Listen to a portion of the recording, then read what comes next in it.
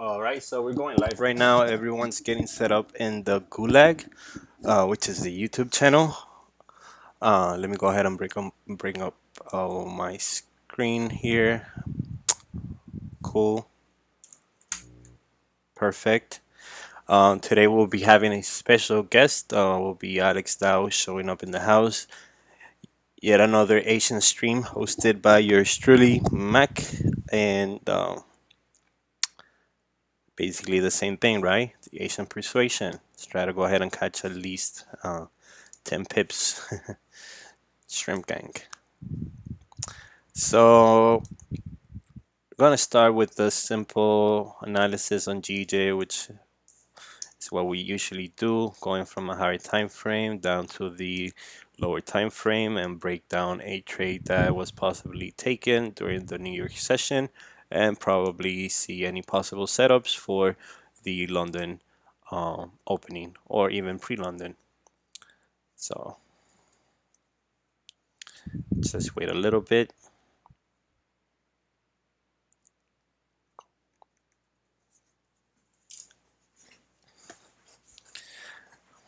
All right, so this actually I took this trade on last night during the Asian session at at 0.200. Candles were going up, forming a bullish structure. I saw this candle at 8 p.m., which was the pullback. Basically grabbing more liquidity, continued down.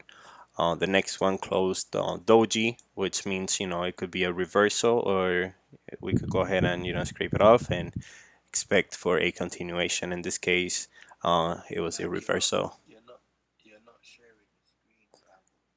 Um, no, I'm not sharing the screen on Zoom right now. Give me 1 second. Just doing something on YouTube.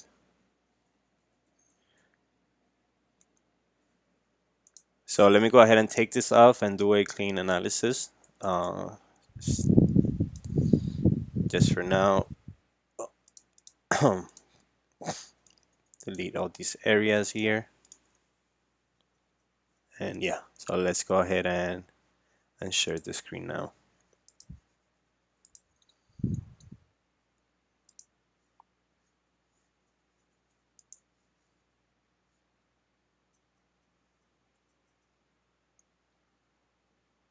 All right, better?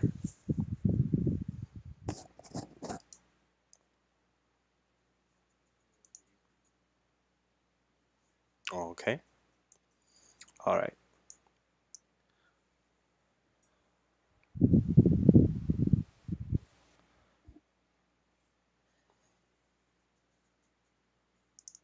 So let me move the YouTube chat here. Remember, guys, that I could always check your charts. So just send the link or the code from your TradingView snapshot, and I'll go ahead and check them in the meantime. Gold. Also, let's bring gold up here. Okay. And then GJ, let's just take this off. This is a previous alert. And also this one.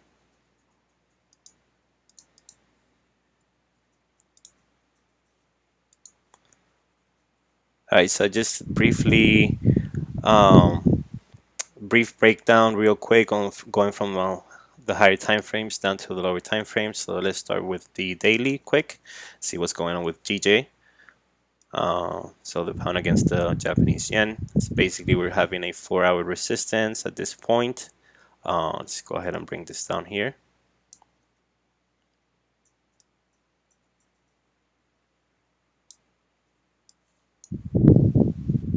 So far, what it looks like on simple market structure is that we're creating higher highs and higher lows. At the break of this resistance, we can see a continuation up to the next target, which I have at 153.600. Oh, look who's in here already. Hey, Alex. Hey, Matt. Hey, what's up, buddy? How's everything? All good, all good. Sitting here in sleeping I can hear you, but I can't see you. I don't know if you're hiding or. Yeah, man. Are you hiding from me? Not on purpose. Okay. I'm so happy to have you here. Oh, okay, there you go. So we got Alex Dow in the house, guys. So he's been in Wickstone Lives before. He's a big person in the industry and the Forex industry, perhaps. And I'm gonna have him as a guest for today, basically, so he can, go over little topics and we can go ahead and ask, answer some questions that you guys can ask. Yeah, so what I do, let me go ahead and explain basically to you what I do during the Asian session. Since it's the Asian session, we barely get any volume. Basically, we use most of the time from 7 p.m. up to 9 p.m., 2 hours, just to go ahead and try to analyze and see what setups we can work with for either pre-London when we start getting more volatility in the market and even London Open. Also, we try to go ahead and review charts, from people in the YouTube chat that send them to me. Basically, I open them and then I review them. Basically, these charts are probably from previous trades during the New York session. Um, but yeah, I don't suggest anyone to be taking any trades during the Asian session unless it's a very good setup, perhaps a good breakout out of a 15 or 30 minute consolidation. Um, but other than that, we wait until 8 p.m. to see how the market's moving. If it's consolidating, we can go ahead and just talk and see what possibilities we can have for pre-London or even London Open, right? Right. That's the word. Prep is the word. There you go. Prep session. Preps.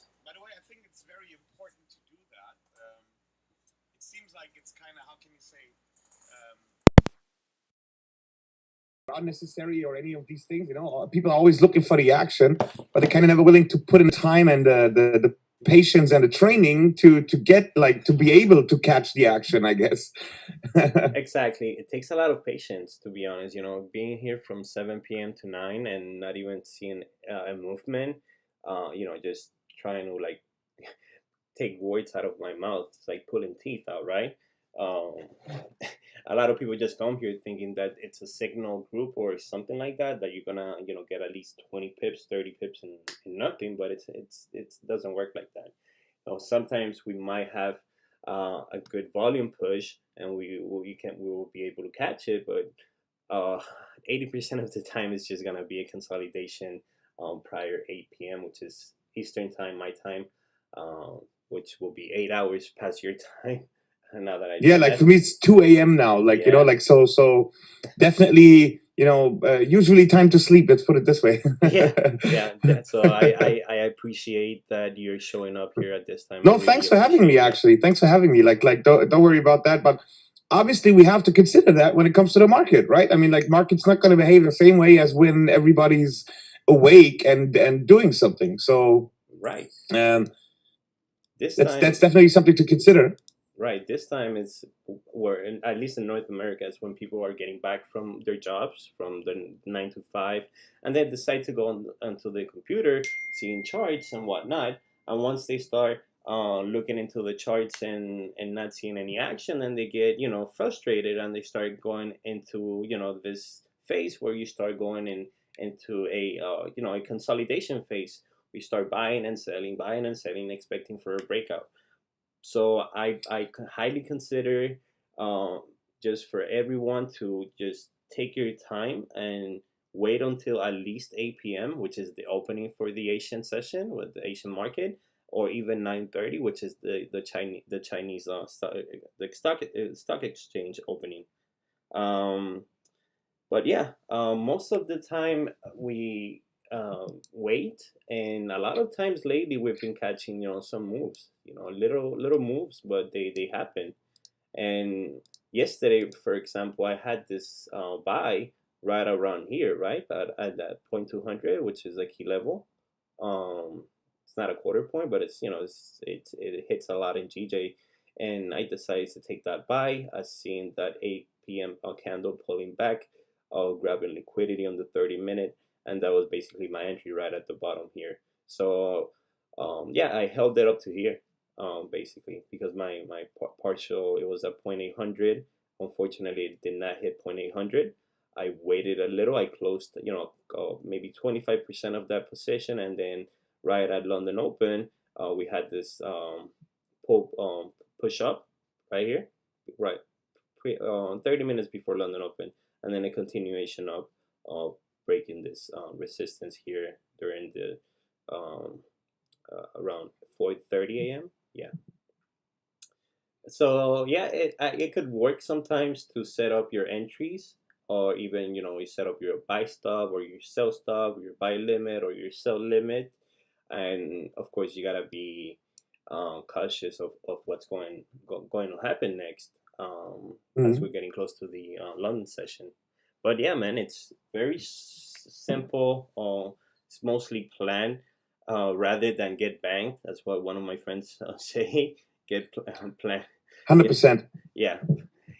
I think actually, by the way, like even if it looks like you're not doing much here, it's a very important lesson, and I think that's a lot of people completely underestimate that. And I read a great quote yesterday, which was saying that wealth isn't primarily determined by investment performance, but by investor behavior. Like at the end of the day, really, it's about your behavior determines your performance a lot more than the other way around. Like if you want to force your performance, then you're probably going to end up behaving wrong, and then you're not going to have the performance. So it's a bit of a catch-22 Right. kind of situation. It's like having, it's like being, it's like having like the rich mentality, right? You can have, like, you could be negative in your bank account, but you can still have that wealth mentality going. Yeah, and also look, at the end of the day, a lot of what you do in trading is about following specific rules that you worked out, that worked for you, that gave you like a reason to do that in the past, that you ideally have journaled, have an understanding about, that you have proof for to do it. You don't just have another thing they say is like opinion is the lowest form of knowledge. Like having an opinion doesn't take you too much. You can just have one. Everyone's got one, right? And so it's super important that you need to train yourself to really do what you intend to do. If you, like, what I love about like guys like you, or the trading style of Raj, I suppose, in a way, is that you have a very clear understanding of what you're looking for, and you're not bothering with too many other things at all. And that's that can be very tough. Like I'm not sure if I would be made for that completely, I have to admit. Like actually I don't think, because I'm my trading, let's just say, setup is very different, because I have a number of strategies, the numbers of traders, the numbers of things I'm invested in. Right. So it's more tough for me to just focus on one thing buy now. But this is where it all started. And the way I analyze strategies, or the way I invest in strategies, or the way I decide whether I put money on anything, is the same one way. Like we all weigh certain options. We look at risk rewards. We look at reliability. How can you reproduce it?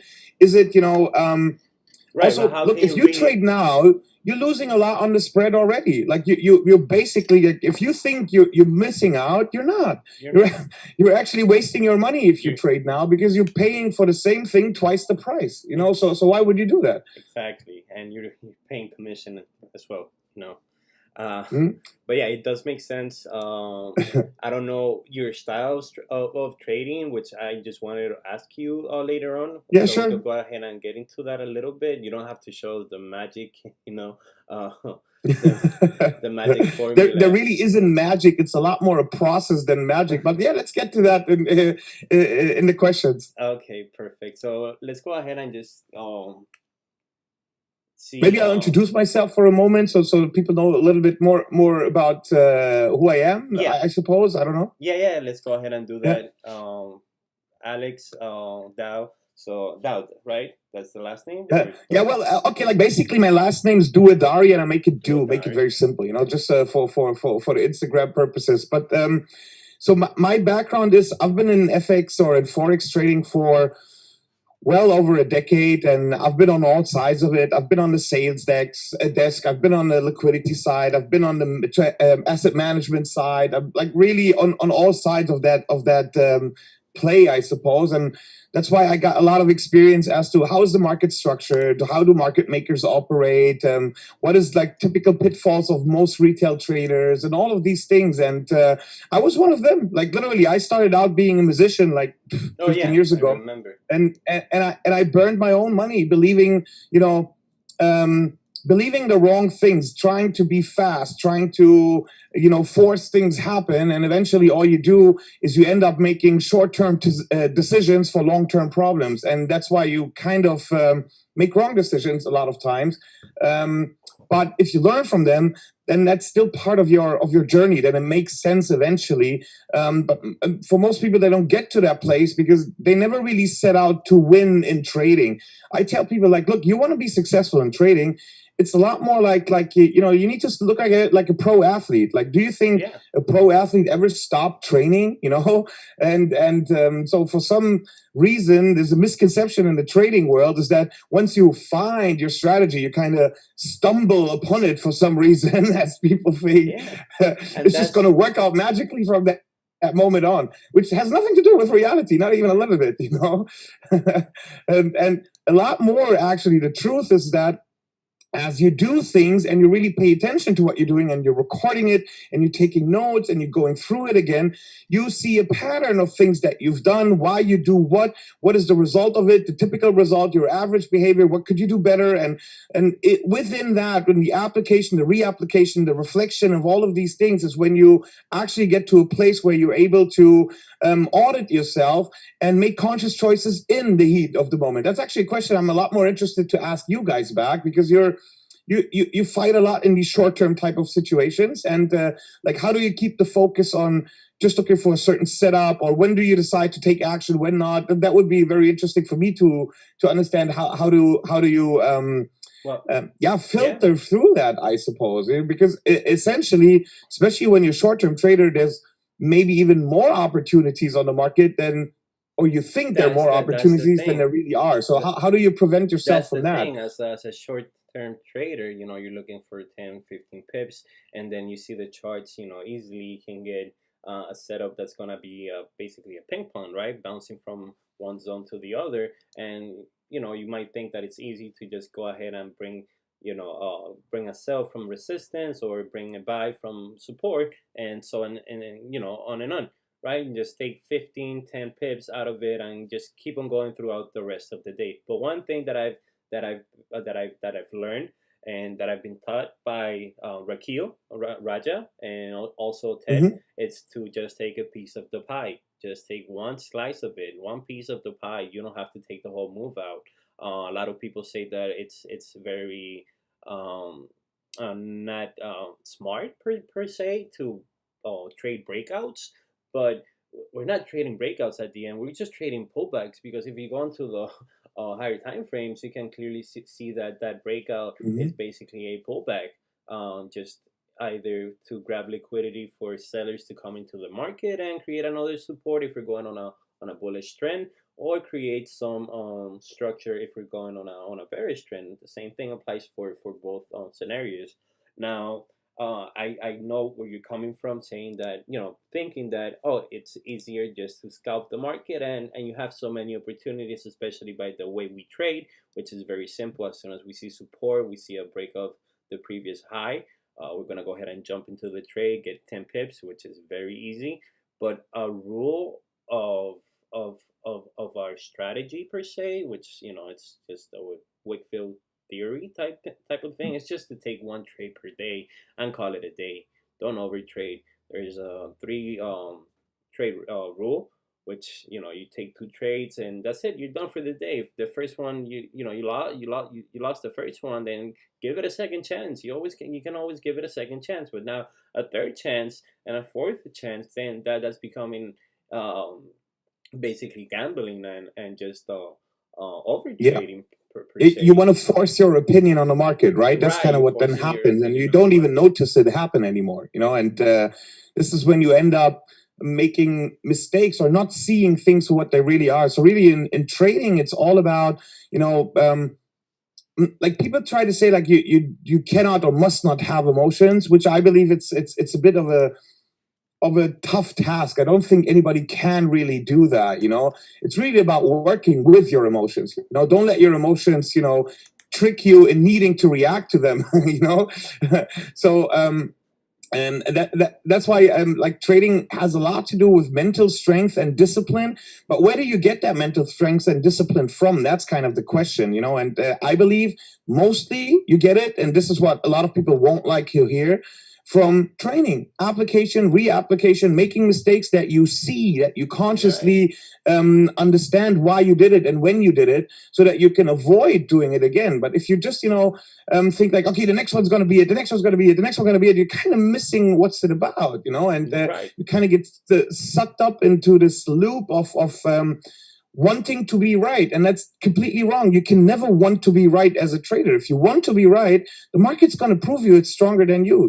You got to understand how to do the right thing, which sometimes means don't do any fucking thing, and especially, like I said, now, if you look in, I think this type of looking at these hours in the market is very important. Like if you have a patience issue, a discipline issue, that's the best time of the day. You should sit in front of the screen and train yourself for that. Exactly. And that's something that a lot of people miss. They just think, no, I'm just going to trade London Open, or I'm just going to do this, and I won't bother with anything else. But if you notice that you're kind of not sticking to your rules, or you're not really, journaling, or you're not going through your session afterwards, or any of these things that really matter, that are relevant for every single trader out there, then you should sit here for 2 hours straight for the next 5 weeks before you would say another word, really, because otherwise you're just pretending something to yourself, and you wonder why you're not having the results that you want to have. Well, you're not putting in the right actions and the right, maybe even lack of action in a way,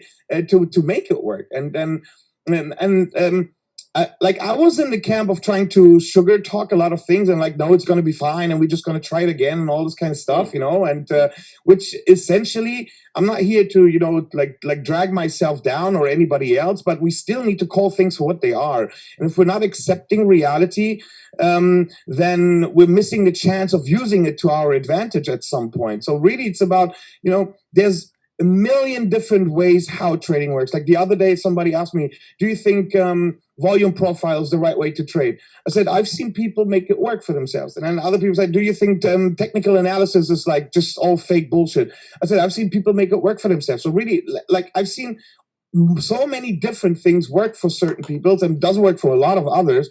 So it's not really about how you do something per se, but how well you understand why you do what you do. Like simple example, if you use the Fibonacci or a trend line or any of those things that you could draw differently every single time, and if you draw them differently every single time, how the fuck would you expect it to work the same every single time? It's just like I don't understand the logic behind it. Right.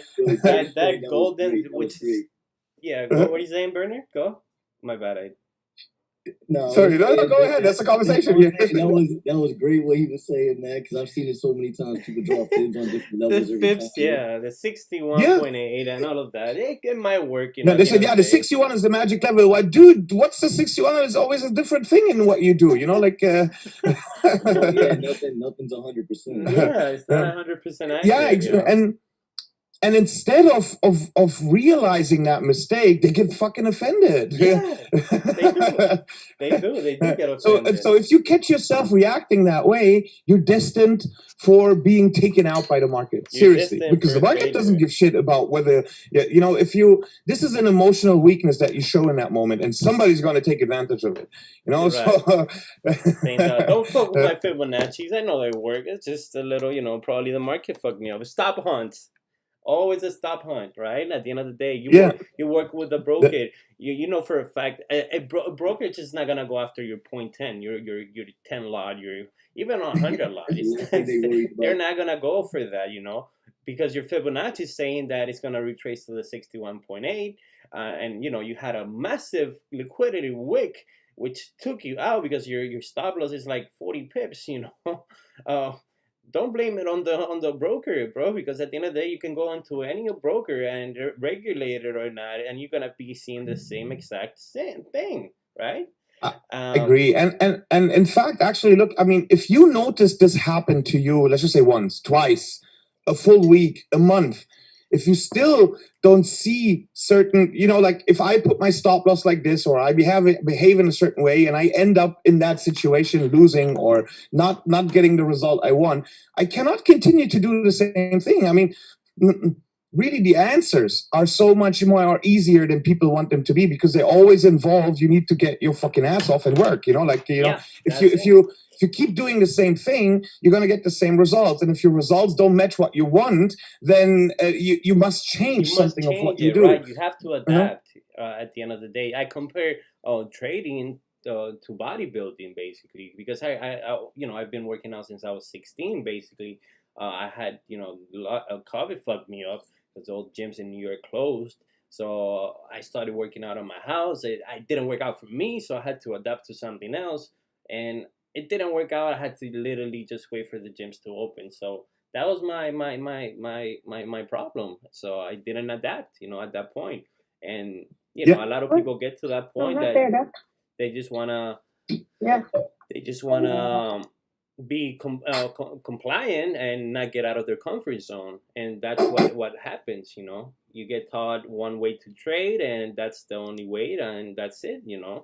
When trading, and that's another like a big misconception. Like, look, even you and Raj, even like we see the same things. We don't. That's another thing that we really need to understand, that we don't see the same thing, and we don't react in the same way, and we don't have the same ideas or triggers in our minds all the time. So what we need to do is to understand ourselves first. Like how do I react in a certain way? Do I have a tendency to overreact, or not be patient, or not be disciplined, or really take some time and audit yourself. How do you do that? By have a plan. If you don't have a trading plan, then you're destined to fail anyway, because then there's no way of improving. If you're not setting out to do something and then recording what you're doing to see where's the difference between the two, then you will never be able to improve yourself. And then actually the example of bodybuilding, I think, is very spot on. If you eat right and you go to the gym, your opinion doesn't matter. Your body's going to change, Right. and same as with trading. Like, the problem with trading is that a lot of people are not working on their plan. They're trying to execute someone else's idea, which in general is good to get an idea to get into something to start with. But then you need to see, like, okay, I want to trade like 15-minute breakouts on GJ, like, for example. Yeah, all right, so now what does that mean necessarily? Okay, what kind of pips is the average I can target with that? How much backtesting have I done? How much real backtesting have I done? A lot of people, they go to TradingView and they just click through the candles, and when they get to the real market, they wonder that candles have movement in between the clicks. Yeah, exactly. I just had this conversation with somebody yesterday, because they think just by checking on the charts 30 minutes a day is more than enough. And I'm like, unless you're physically watching how those candle structures are created and changing on the smaller time frames, you're not going to learn. And another key you were saying a few minutes ago was about journaling. A lot of people will not overview their trade. When they win a trade, they'll be quick to screenshot it. They'll be quick to send it to everyone and their mothers, talking about how they made this trade. But they don't even know why they won. They just saw that the market went their way and they want to go show it off like a parade, And that's a big key. A lot of people got to go back and do is overlook why they won, why they lost. Is it just luck, or is it actually a style that they finally figured out that's yes? And that's something that a lot of people don't do. They will not go over and look it over. Because and that's why I said earlier that people come with short-term, with short-term solutions for long-term problems. What I mean by that is that you need to understand yourself more. You need to understand your idea more. You need to refine your idea, and you need to prove or disprove it to you. It needs to work on paper first. Then you need to audit your ability to execute what you set out to do on paper, and also understand where's the differences between okay, if you're not following your plan, what's happening there? Is it just a lack of discipline? Are you just a lazy asshole? Or are you really taking it seriously? Or is it Is it you don't trust your plan enough? Okay, you don't trust your plan enough. What could be the reason for that? Did you really do enough amount of testing? Have you spent hours in front of the chart? Like, really, the answers are relatively simple. The work behind it isn't, because it takes time. It takes time. It takes also, it has no instant gratification whatsoever. Actually, the opposite. But eventually, and this is where really, you know, winning traders also separate themselves from not winning. I've seen traders really have a great year, a great 6 months, even a great 18 months, and then still they lose it all, you know, and that has nothing to do with their trading strategy. That has everything to do with their investment behavior, you know, because suddenly they're this big shot, and now they have people give them money, and then they burn through it because they forget why they got this money in the first place, which is, you know, if you want to be successful with something, that really goes, you know, in, whether it's bodybuilding or pro sports or trading, you got to have love for your craft. You got to be in the process of what you do, right, day in, day out. Actually, more than that, moment for moment for moment, you know, and what I tell my, like, because I for those that don't know, I do mentor people in trading, but I don't mentor a single trading strategy. I help my students develop their own trading strategy, develop their own, you know, the right mindset they need to develop, and something that works for them, and really, but work with data, you know, like, I tell them, you know what, guys, don't believe a fucking word I say, but please don't believe every word everybody else says, and not everything you think. Let's get into the habit of proving and disproving, you know, create a record, audit yourself. Can you really see what you believe? If you don't, then maybe it's just in your head, you know, and so these inconsistencies is the first thing we need to get over before we can actually have a chance of winning consistently. And because, well, I think like a trading strategy, what's it about? The trading strategy is about bringing certain odds on your side. You know, there's no 100% ever, but you're trying to do the same thing over and over again. You try to reproduce something, and you cannot do that by not understanding it better, by not training for it, by not trying to see the details of it, record the details, record your ability to do it. You know, but again, when you have something that works on paper, to go out and do it requires a different type of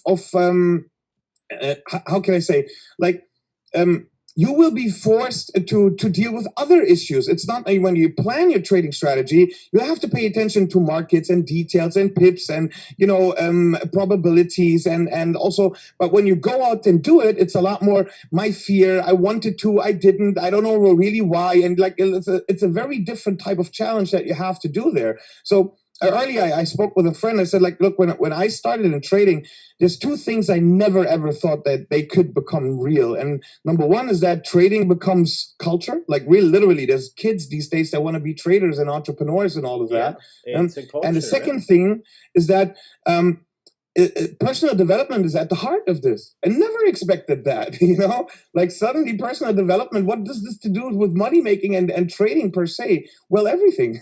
And if you are the centerpiece of your trading operation, if you don't function in the right way, the way you perceive things, the way you feel, the way you react, your decision making, all of that will be impacted by it.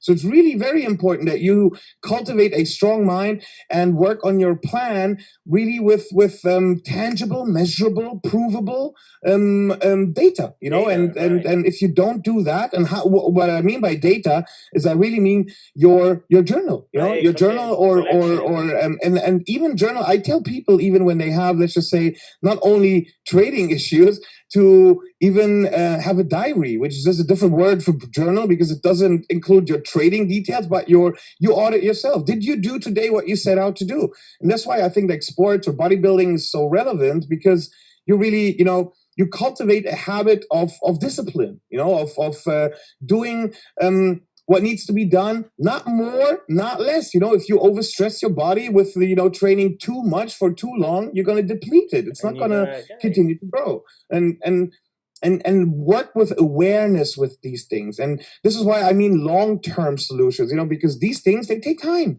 They're not going to happen overnight. And even if you have success overnight, if you want to keep that success on your side, you can't stay rich by winning the lottery, you know, like that's kind of the thing, you know, so what I'm trying to do is really bring reality to all of these things, to all of this approach? Can you make money from trading and really, the promise of being independent and having no boss, working from wherever you want? And, I believe that's absolutely possible. Like for all I know, it's like how I'm living. But hey, the 10 years before, nobody sees that, No, nobody sees, right? Nobody sees the dirt behind, what went behind of what you're doing right now. Basically, nobody sees the foundation. Everybody sees the penthouse. There's a huge foundation before getting to the penthouse, and that's what people have. And that brings us to the next question, like, why are you doing what you're doing? Because if you're doing it because you want to make money, then you'll never probably love doing it. And if you don't love doing it, chances are you're not going to be doing it as well as someone who really enjoys doing it or who wants to cultivate a love for his craft. If you're a musician to make money, what are your chances of really being like this super magician? Musician. It's you just drastically reduced. And trading is the same thing. If we boil it down, break it down to only the monetary upside, then we're going to get trapped in that thinking and idea, and we're really missing out on what we need to do in order to become successful. And really, that's why I'm saying, like, LeBron James didn't become the greatest of the greatest because he stopped training once he became a millionaire, No, or he won his first championship or any of these things, and that's the approach I think people need to have. And for some, it may take a year. For others, it may take longer. But really, the point is that it is achievable for just about anybody. That's, I think, is something that I also want to mention here. That it's not that trading is this unachievable thing for anyone. Actually, I made this joke when I on another podcast. I don't remember exactly. I said, like, look, if I wanted to be Beyonce, I would have had to work a lot more on my looks and voice. In a way, I couldn't probably. But if I want to be a trader, then the qualities I need to instill in myself and train for, they're much more obtainable for anyone. They're not based on my genes, and right. And that's why, like, people just focus on the wrong things because they're being spoon-fed the wrong ideas by people that make money over short-term sale. Exactly. Like you sell a video course, you data dump your videos on people, and that's not the right people make money off of that, and that's it. And they leave people in their misery and their confusion of what to do with that now. Exactly. I've never taken a course before. I've learned basically through the live streams, and I don't think I ever had the necessity to go over a course to see how it works, because the way I was taught, it came basically from Raquel and Ted, and I've been applying the same concept for the last 2 years already. I've been trading for the last 2 years. Basic, simple, trading. You look into the higher time frames, you see how the structure is set. If it's bullish, then it's you're most likely to go ahead and take buys. If it's bearish, then you're more sorry about that. Probability it's gonna say that it's gonna dictate that it's best to take sells.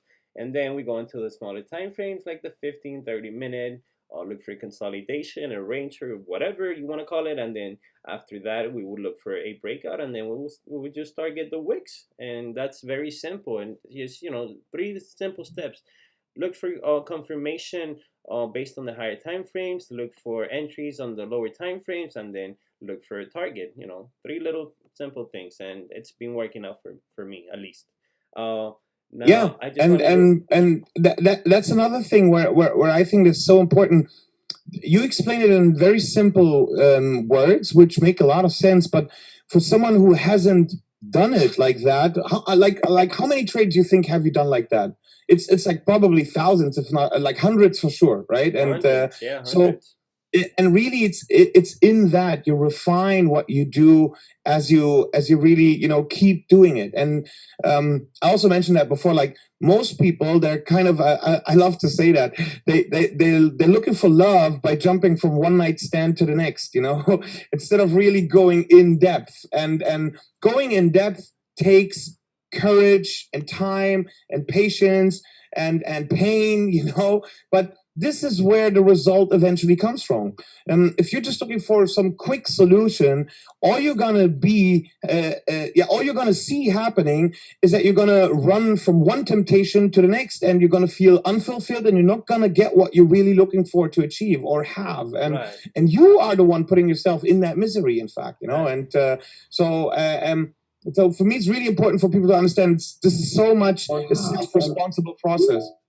That's basically a half doer type of thing, right? You go halfway through one thing, you leave it alone, then you go into the next one, see if it works. You give it like a week or two, which for some people it's long term, but it's just a week or two. And if it doesn't work again, then you go on to the next one, and so on.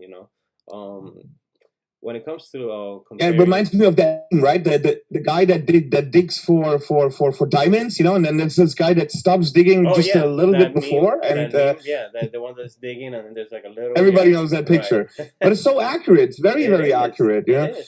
You've gotta you have to bring patience and time with it, and not just like, okay, how much patience people ask. It says the wrong question. It's not how much patience you need. It's really, pay attention to your details. Details matter the very most. If you're not looking, if you don't understand what kind of plan you're trying to trade, if you cannot explain what you're looking to do, then you cannot execute on it, because there is some confusion. There's some disconnect between your intent and between understanding what your intent actually is. So you end up doing all sorts of bullshit, but not really what you wanted to do, and that's why you end up not getting the results you want to have. So really, a lot of these things, they all boil down to getting ourselves more in check, and also be honest with ourselves. Meaning, if we do mistakes, we cannot be too proud to not accept them. We actually have to face them, and even this is why I think a mentor can be a very helpful thing, because then you kind of be forced to look at them, at your mistakes, at the things you didn't do right, but not in the intent to, beat yourself down, or, look, if you trade with your buddies, there's always this, hey, I want to be cool. I want to show with my friends how great I am, and everybody's thinking the same thing in a way, So it's a little bit of a bragging contest, a pissing contest going on, and even if you're best buddies, actually, maybe even the worst way to do that. But when you're in a mentor relationship, then there's someone there whose intent, whose job, who's really what he wants to do is to give you perspective back on what it is that you do, so that you can stop making wrong choices, because eventually, you are the one that needs to make the choices. You are the one that needs to change his or her behavior if you want to have different results. Nobody can do it for you, ever. And as long as you believe that someone else is responsible for your results, you're never going to get to a place that allows you to have self-sufficiency, it really, most of that just takes patience, reapplication, auditing whether what you're doing really works, simple things, the backtesting means I think there's two ways of backtesting. Like, one is just look if your idea on the chart works in the past. How many times? How many trades can you find? 50 trades, 100 trades, 200 trades, whatever it is. That's the number one. Just look for these instances. Number two, then, though, is once you did that and you see like, okay, this is a working concept. Now you need to remove the right side of the screen. If you bullshit yourself and you see the right side of the screen, then it's easy to pretend that you know what you're supposed to do, but you don't. And that's really the reality is that you're going to be in situations where things are not clear at all. And this is what you need to train for. That's why training is so important. That's why these live streams are actually gold, especially if you consider that they're for free, but really, if you go in a live stream to expect that you just copy the trades and then everything's gonna and you're just gonna go back home with lots of dough in your pocket, you lost already there. This is when you think you lost before you started. You're already lost. You already lost the competition. You have to go ahead and go back to the beginning line and restart your whole dynamic and your whole concept of what trading is. Coming into the live streams and expecting for a trade,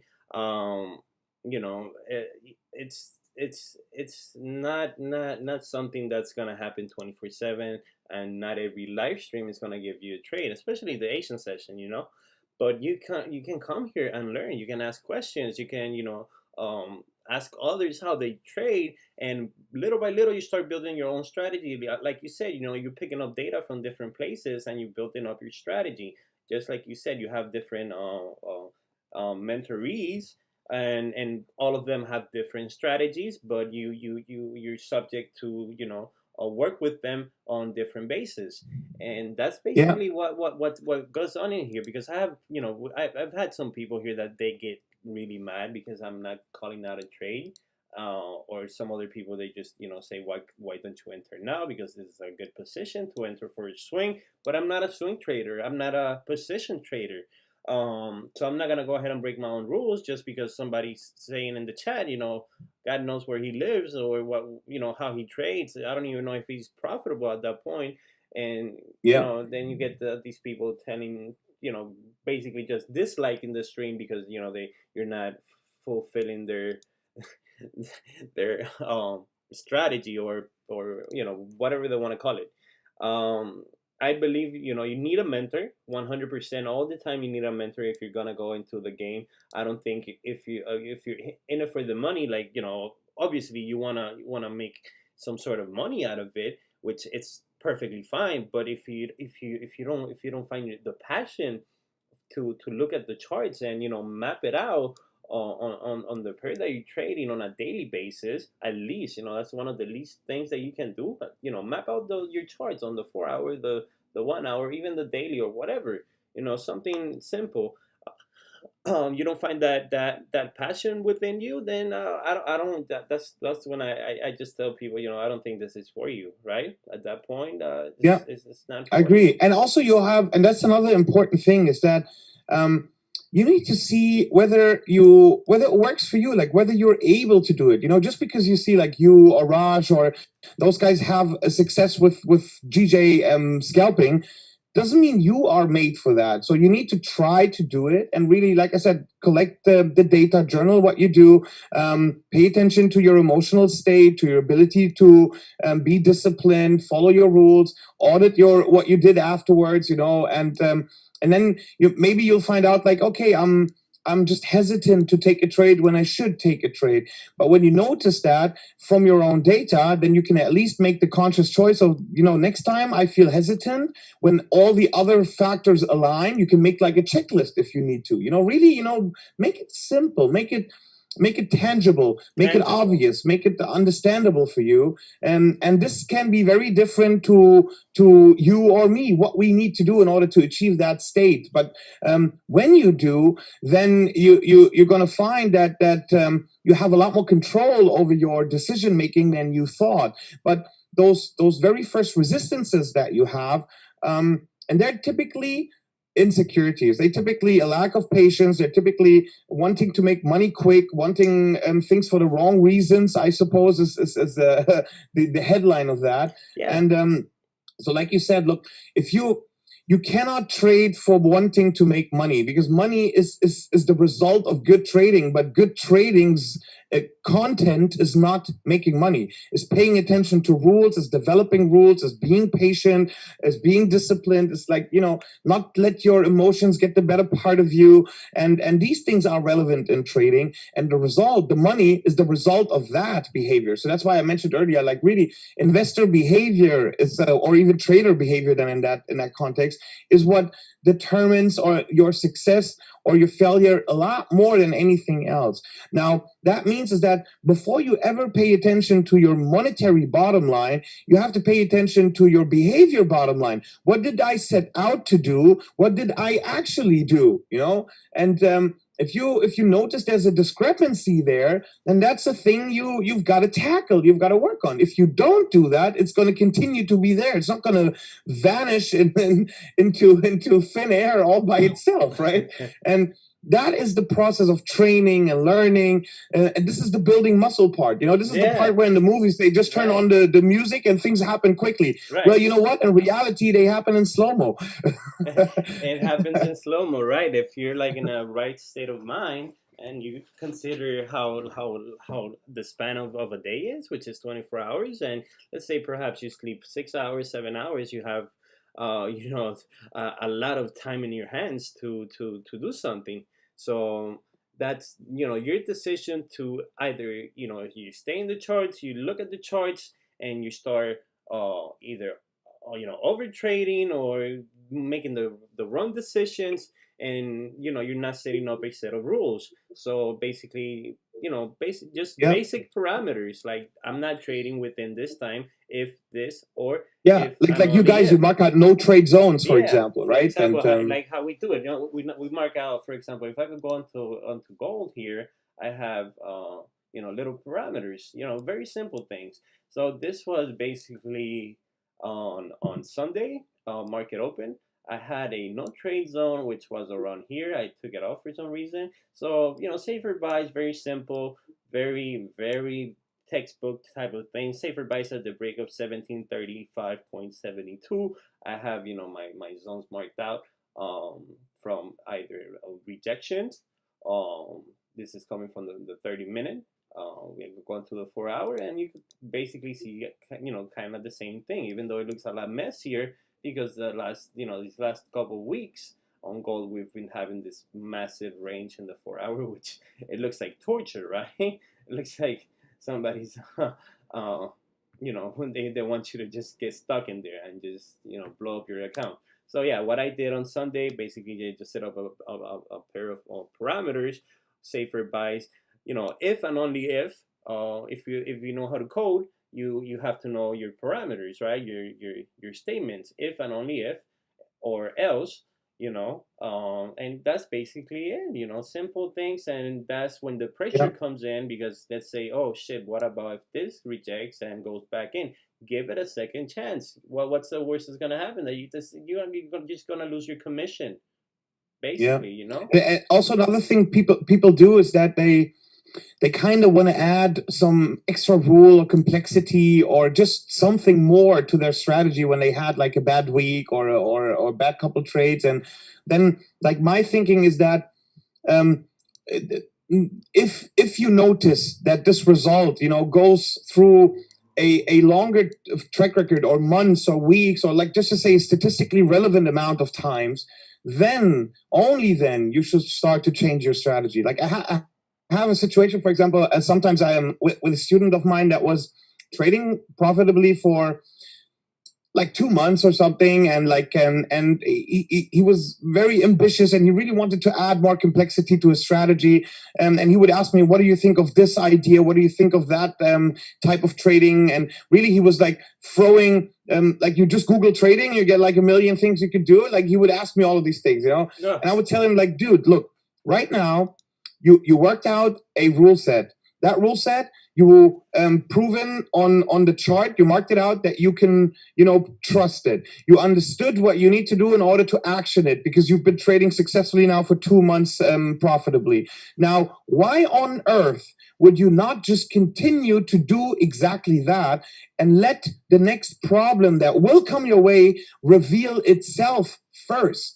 Instead of hypothesizing out of my ass what I should add to my strategy, you know, I should just continue to run with something that is working until it doesn't, and then pay attention why it didn't work anymore. Because that will be a lot more valuable to see, okay, now I'm on to something. Now it makes sense to pay attention. Instead of trying to, you know, hypothesize yourself like what it could be, you know, because this is a much more lost case to get clarity, you know, in that respect. And that takes, again, discipline and patience, you know. Right. Do your rules, continue with them, and it also means a lot of not action taking many times. And sit on your hands. That's it. You know, it is what it is. You have to sit on your hands.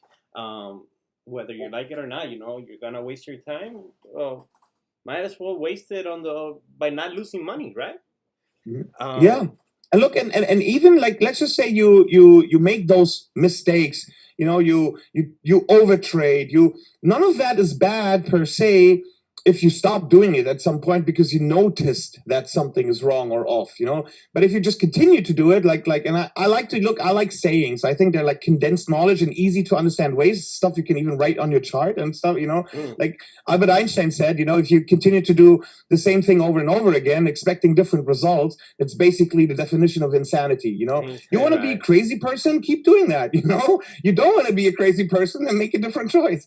It's in your power, it's in your hands, and that's something people don't like. Take responsibility for something, meaning it's your fault also when it doesn't work, and that's something nobody likes. But that's something you've got to man up to and live with if you really want to progress through that stage. Like no great person in this world initially knew anything about the shit he was doing eventually. It really takes time and training and failures as well. And those failures, what do? They teach you about about perspective. They give you perspective on you, on yourself, on your behavior, on your reactions. And this is where you want to pay attention to. Like, you don't want to lose money and not learn from that, so that's why you need to put yourself in a situation where you really take knowledge out of it. That means, look, if you have something that you build on from a on paper, like theoretically, to make it work. Now, when you go out and you try to execute it, you will notice discrepancies. And it's really very important that you pay attention to exactly that. What am I not doing as I set out to do? And I know I've just mentioned that like 10 minutes ago or 5 minutes ago, but this is so important to say. If you don't audit yourself for these differences between your intention, your plan, and what you actually did, you can never close that gap.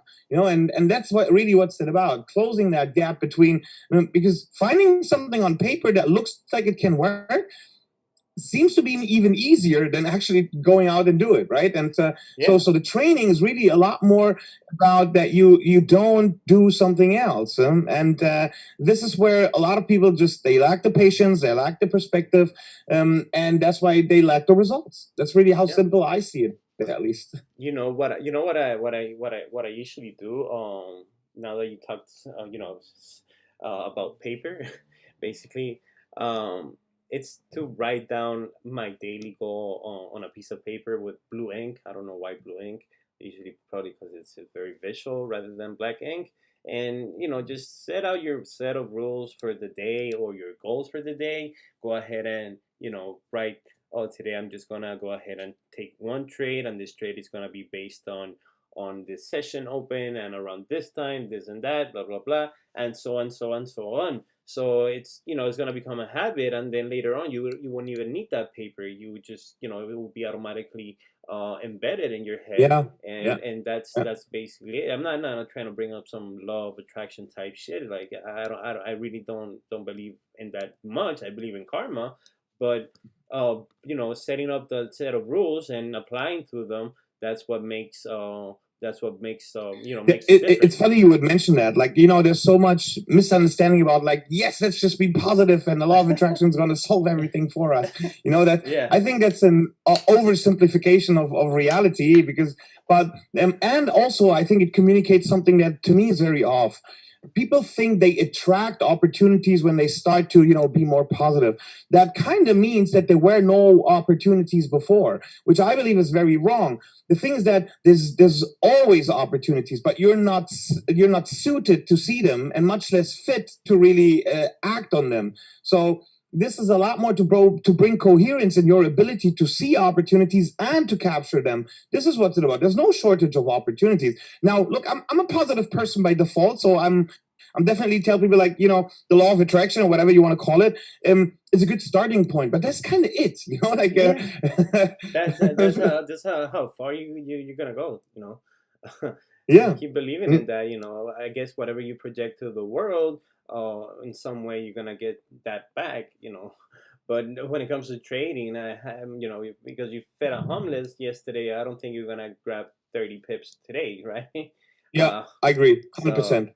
100%. Now, does it help to be, let's just say, have a positive expectation as you put yourself in work mode, discipline, gather data, sit on your hands, whatever it is, not feel like bad about it, that helps. Absolutely. Like if you hate doing it, then your ability to do it will be impacted by that. So having a positive like starting point or a really is just the way you look at things, the way you look at things, the way you process through emotions and all of these things, they do matter, they do, in my opinion.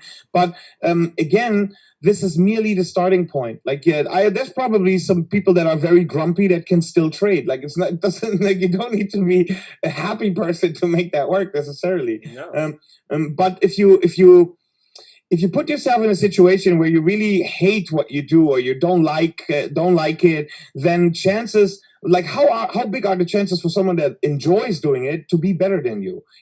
Because at the end of the day, a lot of success has to do with walking the extra mile, accepting your weaknesses and work around them. But that takes a good amount of patience or actually of being able to tell yourself, like, you know what, you've got to do better, you've got to do more, you've got to do different, and not really, you know what, this should work for me. You like this entitlement kind of thing is what we need to get lost off as well. Like, the more we think the market owes us anything, the more it's going to prove it's not. The more it's going to prove it to you, and the more it's going to take from you. All right. Yes. So and it's not even the market taking from you; it's you giving away from yourself because you're just behaving like an idiot. yeah, it makes a lot of sense, to be honest. That revenge trading, when it kicks in and it kicks in hard, right? So yeah, look, I had somebody had a question here. They basically just want to know, how can you simplify your method of trading? If you could kind of like show us around here, maybe on GJ, and I could just switch the time frames, or maybe you can share your screen and share a chart with us. So I don't know how you want to do this. I've never done this before. Basically, he asked Alex, how what's your method of trading? I'm guessing the strategy you use. If you can kind of like show us. Actually, presently, most of the trading I'm doing is algorithmic, which means it's very systematic. It's completely based on rules that we've coded, and why? Because it allows us to just trade more of that, and also to analyze it more and better. Now, the reason I do that is because at some point I stopped sitting in front of a screen and just clicking myself manually, which doesn't change the process. Like, even if you have that's another misconception I want to like quickly get out of here, is that people think like, okay, now when you get into the automatic trading, that it solves all the problems for you, which is absolutely not true, because it just comes with a different baggage of things you got to take care of. Right, and actually the task is the same. You need to review, what did I do, in fact, or what did the algorithm do? Did it follow exactly the rules? Is there some error, or was there, and just make sure that the results that you're getting, that you have an idea what your average is. What is your average loss? What is your average holding duration? What is your average, time of the day you trade usually, and these kind of things. And when you notice that there are outliers, and this is where you want to pay attention to and see, okay, this is where I might need to change something or not do it again. And and how can you simplify strategy? What I would say is that start, first of all, by not having endless layers for no good reason. If you think in first principles. You enter a market on a breakout or a pullback. Number one, that's the first thing you just need to understand. What is it that you're really trading? What are you trying to trade, and how are you trying to capture it, to see it?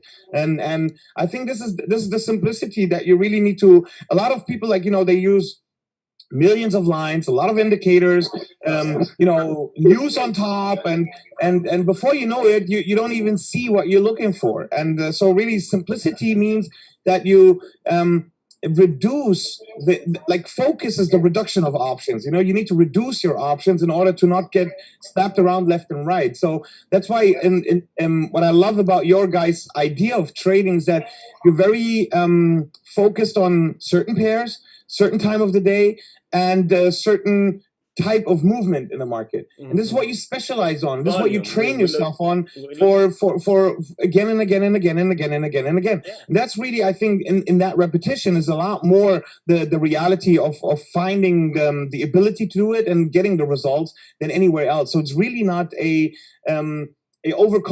complication of rule sets or any of those things, you know. And No, just two so simple parameters and volume. That's it, you know. I know you mentioned algorithm on which is systematical trading. I have no idea how that works, but I'm guessing it's that you set it's up the same thing, by the way. set You know, of it's really the rules. same thing. The only thing you do is you just tell an algorithm to measure candles, or is it the last 5 candles, 6 candles?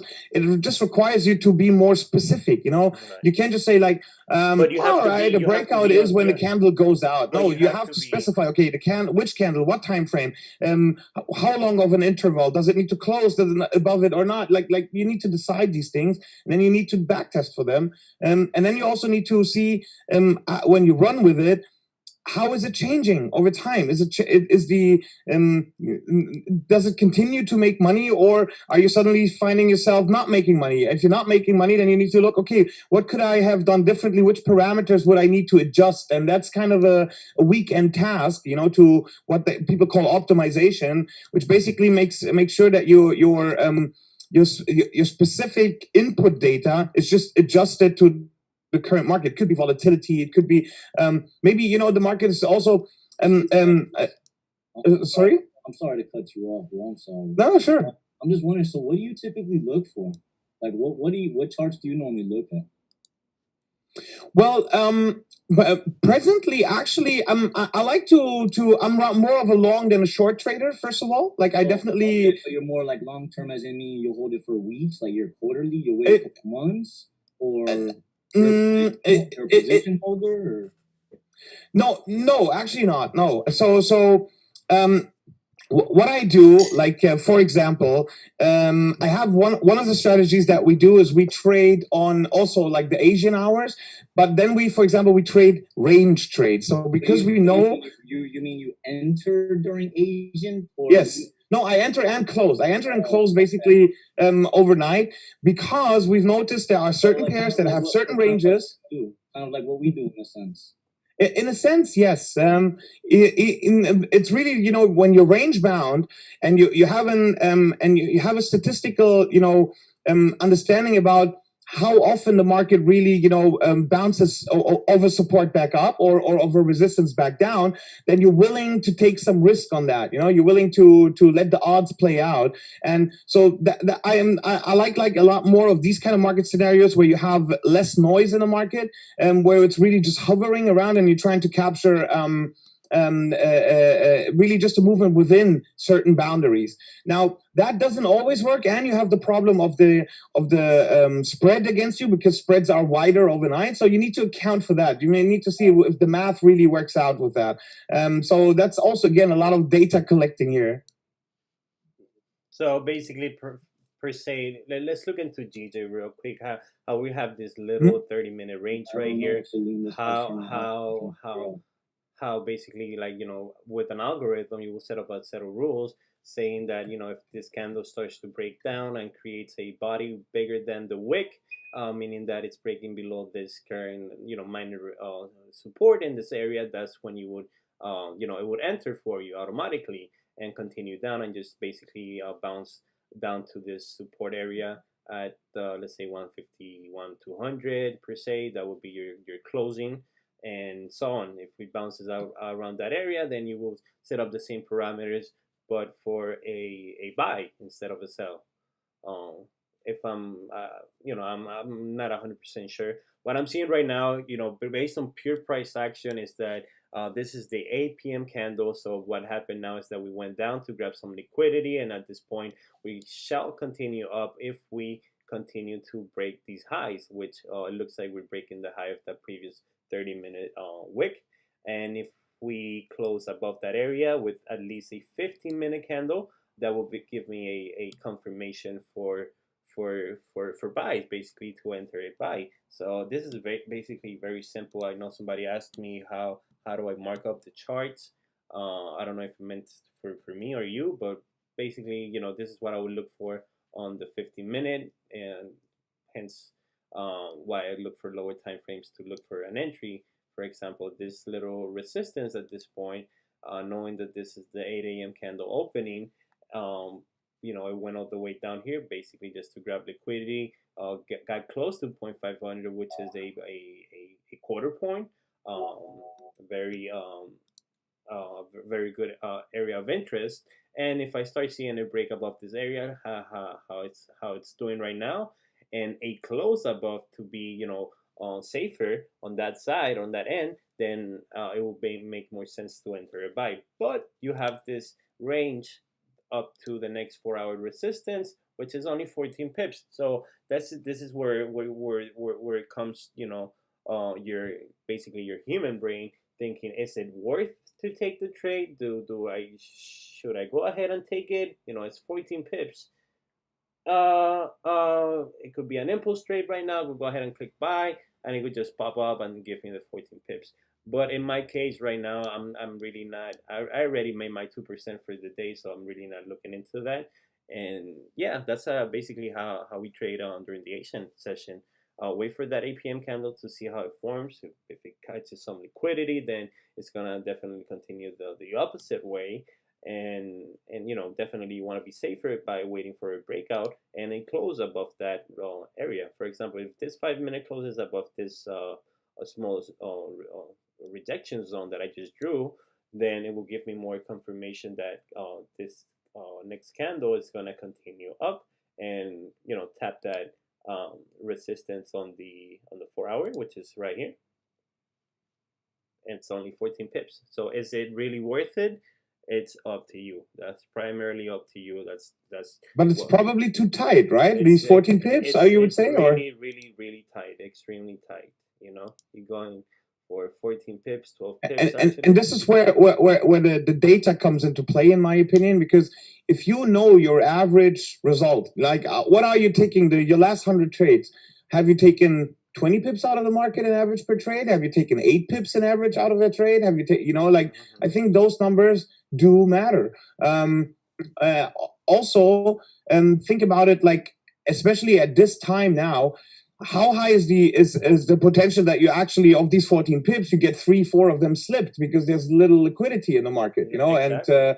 And so that's going to eat away actually from your profit again. So even that should be something you pay attention to.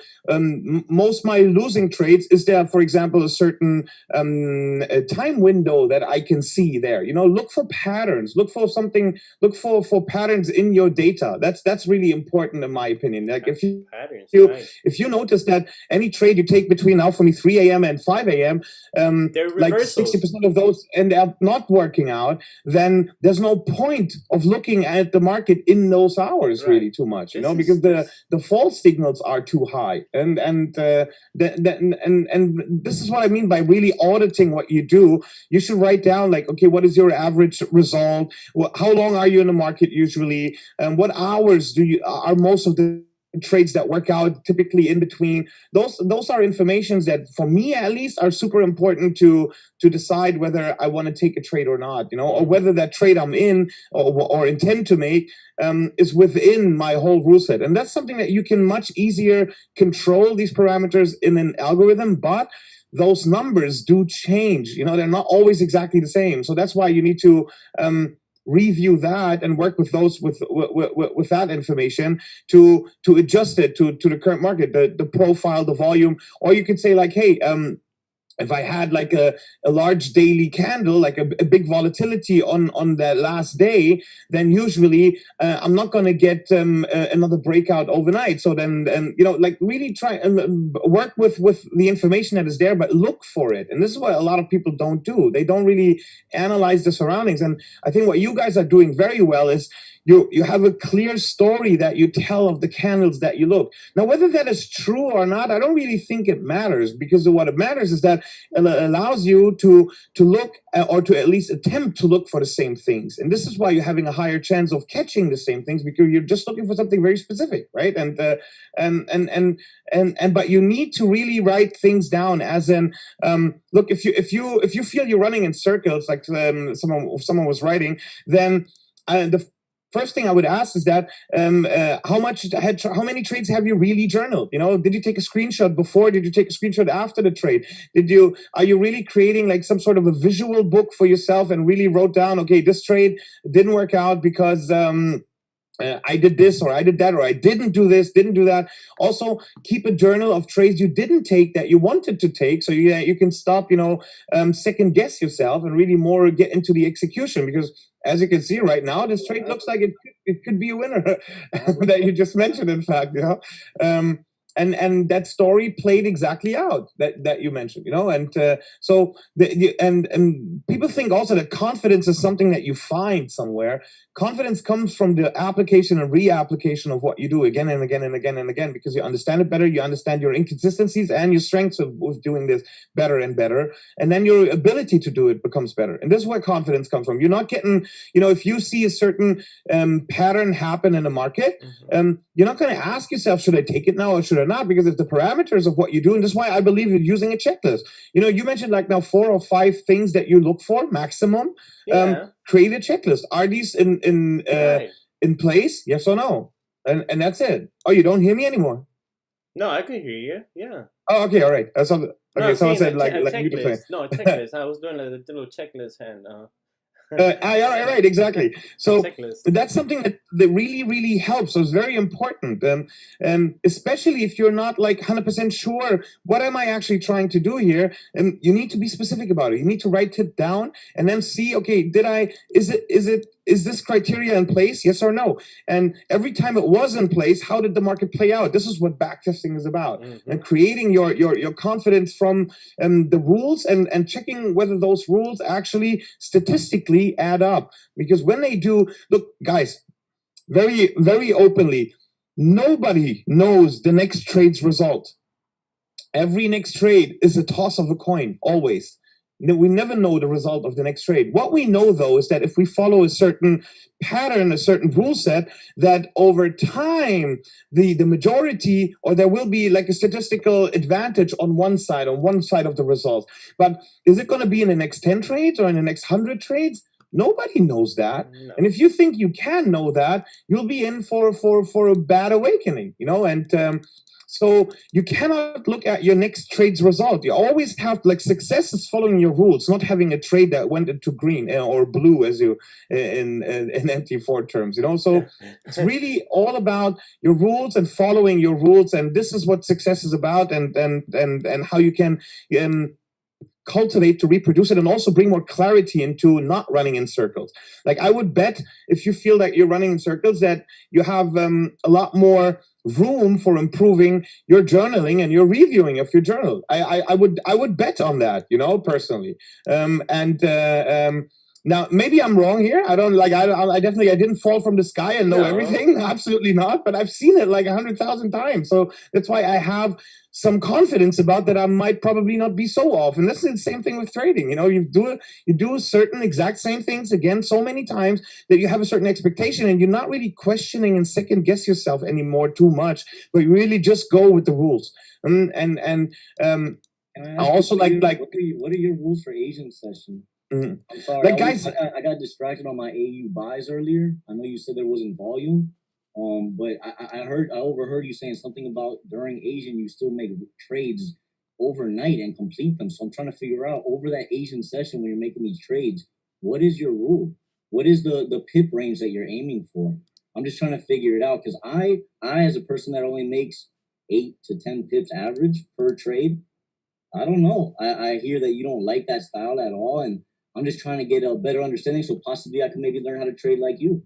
I want to know these. But I think that's a wrong approach. Like, I'm sorry, I think that's a wrong approach. You can't trade like somebody else. No, exactly. It's exactly. Nobody can trade like anybody. So why so much judgment on certain things? And that's why I'm just trying to ask you is. So but what kind of judgment? Like, what do you think? You keep talking of a plan and rules, and I'm trying to find what is like your style. What is your rule? Because you've Um, told us multiple times that you make trades in Asian. Well, we're in Asian right now. We're trying to look. And I've been trying to chip in for Mack over 30 minutes saying, yo, we're trying to chip in, but you continue to just talk and talk. And it's hard for people to follow what's going on. And when you're talking, I'm getting dizzy with the circles, brother. I'm getting dizzy. Maybe it's my smoke. I don't know. But hey, we're trying to figure out these trades because you're talking bad about these small ranges. But no, I'm not talking bad about these small ranges. I just made my lunch money while you were still talking. I'm still waiting for the same answer. Like, you know what I mean? Like, I don't know. What is your typical plan then? Like, what chart? The people in the YouTube are asking, what chart do you trade? You trade oil, corn, gold, AU, GJ? Like, what? It really depends. It really depends. It's not the same all the time, you know. And the you want an easy answer from me. There is no easy answer to that. I don't understand how you can't even give an example though. Like, you're sitting here giving all these confident, consistent plans you keep talking to us about. Yeah, because dude, you need to create your own. That's what's it about. You need to create your own plan. How do you create it, bro? Like, you obviously don't know who you're speaking to. G, I'm probably the most consistent person when it comes to trading specific things you'll probably meet. That's why I'm trying to ask you, what is your plan? Because I'm not just speaking for me. I'm asking for other people that are on the YouTube asking questions that you continue to overlook. I'm speaking for the people right now and myself. Because everything in the beginning, I was agreeing with you. When it came to psychology, I was 100% agreeing with you. But then when you kept talking, I'm like, damn, man, don't let nobody chip in. And now you're getting off track. You're getting some inconsistencies. I'm going to question that. Because I'm not going to keep riding a bus that's going down the wrong path now. It's just everybody else want to go that route. That's fine. But for me, I'm good, bro. I'm good. Like, look, totally fine. Look, at the end of the day,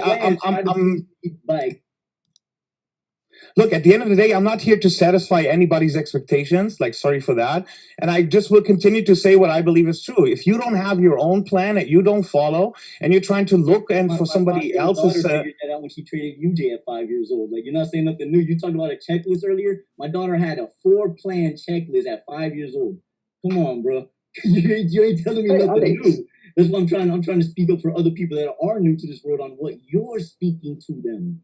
That's all I'm asking. Because you keep talking about this plan. We want to know this plan that you're talking about. Yeah, but look, mate, this is not the kind of answer you're going to get from me. Because I don't give, you need to figure out your own plan. That's what's it about. This is where the reality of the process is. You don't want to accept that? Fine. You know, you want someone else. You think I need to qualify for your expectation? Fine. You know, that's your side. I don't, you know, and in fact, look, I mean, whether you are now the representation of the YouTube stream or not, that's another question, I suppose, which we can discuss or not. But really, look. Anybody, I was just speaking up for those that are trying to get attention that they can't be heard. So I'm just like, damn, this man talking in so many circles, he ain't reading as fast as he talks. So let me speak up for the people that are getting their questions misread. Yeah, for some reason you seem to be triggered by that. Mack even had me muted for a while because he already knew what I was gonna say to you. No, I don't mute anyone. No. I don't mute anyone. Just run it, bro. I'm just saying, man. You got people asking, "Where's this chart?" We see him jumping stream to stream, but where his charts at, man? You talking about these consistent plans? I just simply asked in the beginning because I've seen you a couple times. I never spoke to you. I just wanted to ask, what do you trade? Because I ask everybody on here, what do they trade? Simple as that. But you keep telling me this throw around answer. Like, I don't know. I can't. It's fine, man. You don't look, man. You don't agree with my way of doing that. It's totally fine. I accept that. You know. I respect that, and I respect you for what it is. But like I'm saying, it's hard. Basically, what Nick wants to see, Alex, is he wants to see a chart. Basically, that's what he's asking for, and that's simple as that. It's nothing big. You know, he's talking for the people in the YouTube chat that they're asking. You know, basically, what's your style of trading? You spoke real good about psychology, and we were 100% on it. You know, myself, I agree with everything you were saying, and I agree with everything that Berner is saying as well. You know, I don't have any.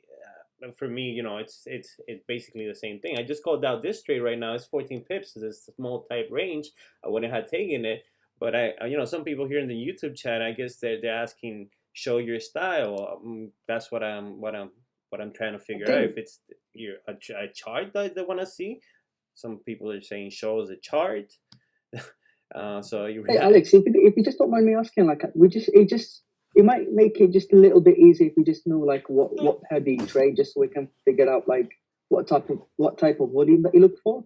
It just might like give us a better like, idea. look, guys, So, for like, example, in the recent weeks, the thing that I traded mostly was actually nat gas, natural gas. Why did I trade natural gas? Because it had a fundamental situation where we had, this freezing over the U.S., and Right, Texas. basically the price moved very, very heavily. So what did I do? It's basically I looked for breakouts on the way back to the average mean of that price, But those were trades that we typically held over a number of days and weeks. So right very now, you want to see a setup of me right very now. I don't have one, and I'm not lying about it. I'm not trying to get something. I didn't prepare for any of that. I don't have a live trade going on right very now, so I have nothing to show. That's just the reality of the situation. You don't like that. You don't accept that. Totally fine. You just want to continue to tell me like how I'm running in circles. Fine. That's your point of view. It doesn't change that. Like if I had like the idea that this is going to be a technical conversation about charts and preparation, then I should have prepared for that. But I didn't prepare, and I don't have a running trade. So that's just what it is, And can I change it right very now just to please you? I can't. Just like I won't change my trading plan when I am in a trade. Right now I am not, and I don't have a reason to do something else. So I will not. I will not give in to this pressure that you're applying from the outside. I'm sorry. So yeah, basically that's it. If there is no charts to show, then it is what it is.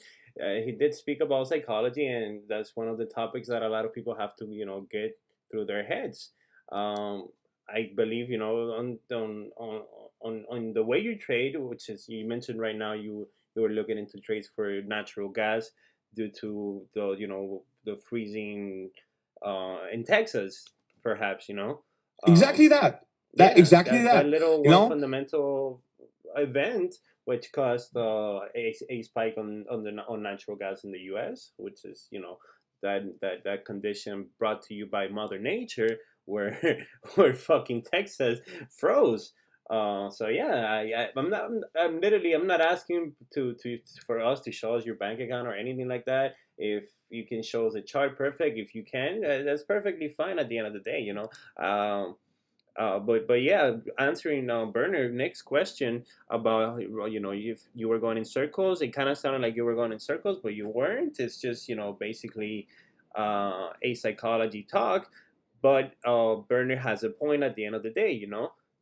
He's a very technical trader, and he wants to see some technical analysis at the end of the day. So yeah, respecting his point of view as well. I respect his point of view. That doesn't mean like I gave you also my reasons, my point of view why I cannot comply with his expectations at this very moment. And I don't feel bad about it, not even for a second. And I don't want to make this personal because it sounds like kind of he's making it personal. And no, he's not. So I'm gonna tell you this real quick. It's not personal. He's not making it personal. Am I close to annoyed or aggravated, bro? Like, all right, all good then. And again, I was just asking something simple because it's like me saying I'm an NBA ball player, but I'm not even showing y'all the basketball. Come on, what are you playing with, bro? Like, I'm just asking. Like, it's just I'm not gonna get into it because you think I really give a fuck, but I'm doing this because just read the chat. Read the chat. People been asking. I'm just sitting there because I'm over here making trades on AU while you're talking shit about there not being volume. And I'm sitting here thinking, damn, I'm trying to tell people in the chat to buy AU because it's simply walking up nice and simple as it's boosted. So guys, look, right I come here. It's like the first time I see the stream. I don't know what was expected me. Let me finish. You was talking in circles for fucking 30 minutes straight. All right. Just real quick. I was just asking you a simple question as I ask everybody that's known me on a trade. Even people that hit me in the DM, I ask them straight up, why do you think that trade? Why do you think these thoughts? Because I'm not going to waste my time going another step with you if you don't have a plan, if you don't have a time. So if I didn't know you or ever saw you on this and I heard what you say, I'd be asking you simple. Can you show me a chart? What do you trade? What's your example? What time do you trade? What is your style? Are you aiming for 100 pips or only 10 pips? What are your time? I got your question. Look, just because you ask the same question again and again, the answer is not going to change. Okay, so in my eyes, Smell fishy, brother. Yeah, you can smell whatever the hell you want, you know, like at the end of the day, again, I'm not here to convince anybody.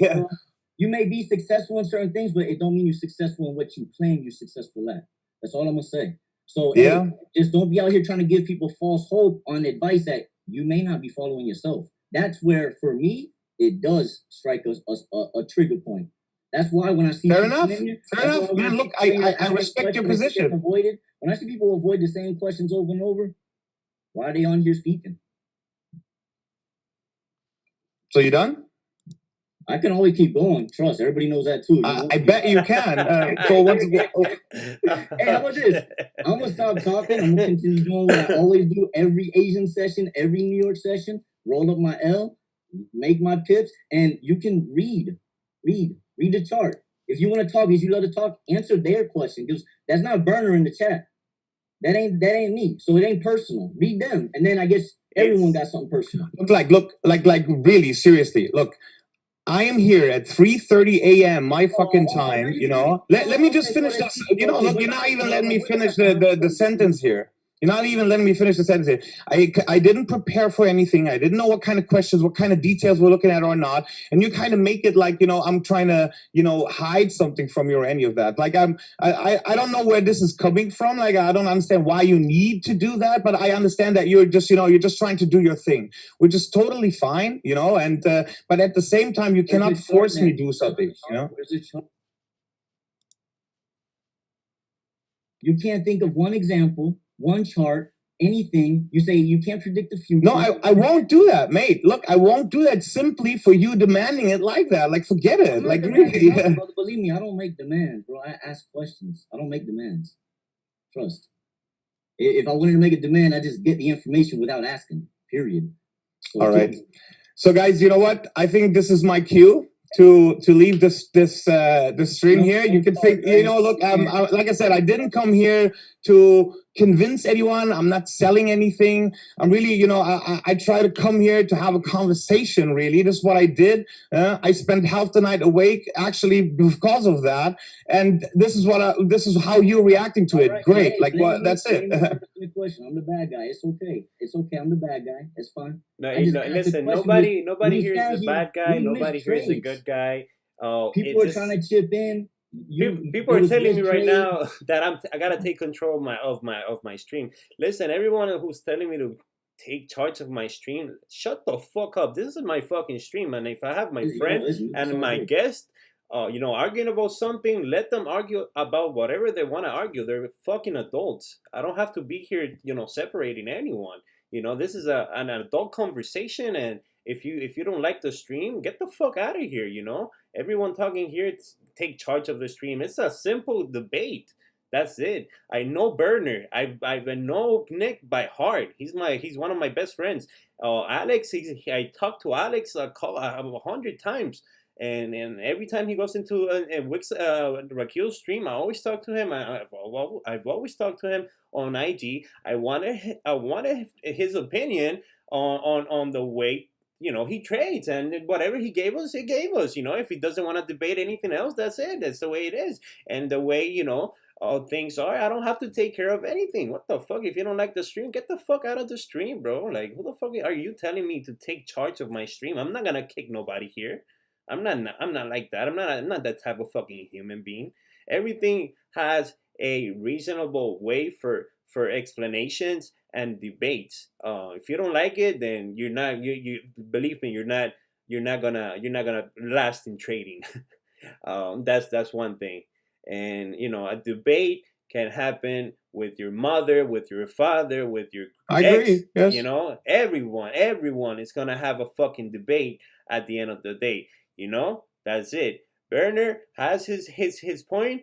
Alex has his point, and you have to respect them fucking points. Now you come at me telling me take charge of my stream and start kicking people. No, I'm gonna start kicking you. How about that? Just you know, I appreciate the fuck out of him for showing up here at 3 a.m. and I appreciate the fuck out of fucking Berner for showing here every fucking session that I do. You know, this is a debate club. Yeah, it is. And if you don't like it, get the fuck out of here, bro. Fuck, I just called a fucking trade that was 15 pips. And if you didn't take it, then Go ahead and move on, bro. Get the fuck out of here. Fuck, I hate people like that they just wanna fucking ask without no fucking no backgrounds, no nothing, no foundation. And these are the fucking people that stay on their fucking keyboards just typing every fucking day because they have nothing to do but sit on their fucking underwears, drink a fucking beer, and be on the fucking chat just trying to heat up more shit. Just shut the fuck up and show some sort of fucking respect, at least online, for fuck's sake. You know, that shit gets me fucking hot.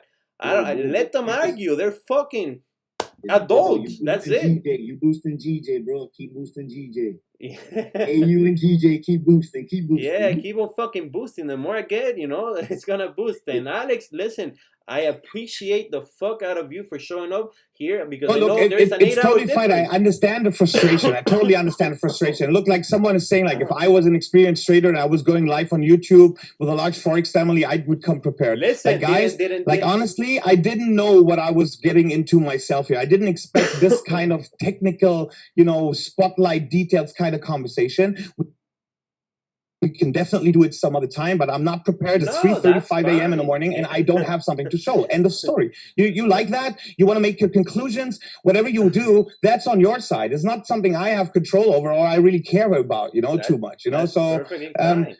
But to like, and what I don't like about what you just did, Berners, though, to talk about like you smell this, you do that, like you jumping to conclusions, my friend, and I'm not, and I think there's a difference in that. You spoke your opinion for a while on things. You were sitting here talking about how you're not on the computer just clicking all day and stuff like that. You said a lot of things that people in the chat were kind of wondering. What's his problem with people like that? What's his problem? I don't have a problem. Why problem? I really. Hey, Mac, I'm gonna go back on mute, bro. Because simply. No, that's fine, man. You do what you want. This is an open stream for everyone to talk. I know, dog, but yo, homeboy, like, come on, G. You're bringing up things. The only things that people were bringing up were things that you brought up, Alex. All people are doing is questioning what you are advising. That's it. I don't care. Yeah, look, guy, I came here so that we talk. I came here so we talk about the macro idea of a strategy development. What do you need to do in order to have a chance to succeed in the market? This is what I came here. This was my expectation. This is what I prepared for. We appreciated that, and if you click rewind, you'll simply see. I was agreeing with you on things. Yeah, I was adding with you on things. So you just got offended because I asked you a question that you didn't want to answer. I didn't get offended. I don't know. I only see one guy, like jumping the gun here. I'm not doing anything. I'm actually looking to go to bed soon because this is not leading anywhere. We're now literally running in circles. Again, I just tried to answer your question. You just ran off for another 45 seconds of gibberish. So you know what I mean? You keep talking about your crying. Go to sleep, then, bro. I don't care. Same way you saying on here you don't care. Best believe I'm the least one in here to care, bro. I was just asking you questions. We over here making our trades on AUGJ. It was just a simple question you got offended on. I could care less. Really. I don't understand why you see me gotten offended. I told you why I don't have anything to show. Like really, I gave you a reason where dude, I was sleeping because I was thinking like I had look, okay, this conversation is not working. It's not working. It's really not working, man. Like I started the stream even 2 hours later than I expected it to be. I was sleeping and got up to do that, and now you're like treating me like I was on the same time zone as you are. Like no, I didn't prepare for any of that. I didn't. Hold on. Do you know what time zone I'm in? Do you know what time zone I'm in? Because I keep hearing assumptions. What time zone am I in? I don't know. I think you guys are in New York, right? I mean, that's what I thought. Like, we're talking about Easter. I don't know. Only you. Everyone in this whole chat is all in the Eastern time zone. Only you are not. Yeah, because Mack actually asked me to come on the stream. I'm in Cyprus, man. Do you even know where this is? Oh, it's 3:38 in the night. I love ignorance. Yeah, I did not know. I thought it was GMT +1, so I thought it was like a 5-hour difference. So that was my bad at that point. Didn't think it was gonna be 8 hours. And I still came and showed, so I'm really not understanding where this aggression comes from, just for not showing him a chart, and oh my God, bro, I don't know what soft place you come from, bro. You know aggression. That's the way he talks. That's aggression. It's not aggression. I'll send you some tissues, bro. It's not aggression. No aggression aggressive. Like, wow, don't even talk to the kids on this. It's basically just saying that we see people trade live every day, so he wanted to see what you got, even if you're not doing anything live right now. Like you're saying, you traded natural gas or whatever, yeah. Like just he wanted you to put up the chart and just show him exactly how you made your entry, how you made your money, and how you exited. Basically, that's all there you you I go. understand. I understand the question. I definitely understand the question. But guys, like I said, I don't have anything prepared to show you right now. Like I don't even want to look, guys. I don't want to Well, you show don't my need to account prepare. You don't need numbers, to my all prepare. of these things You right just very need to now. put It's up your not something I trading would view. just like put out in the open for public. You No know, one asked about your account number. No one cares about no, your money. or your dude, I account. can't That's show why- you a screen without doing exactly that. So that's why I want to prepare for it. Like I don't see where this is a problem. Guys, look, what about if we guys, let's agree to disagree. Let's agree to disagree here. Like I'm sorry I didn't, you know, fulfill your expectations here on the stream. And yeah, let's call it that. Like seriously. What about what about if you listen to this?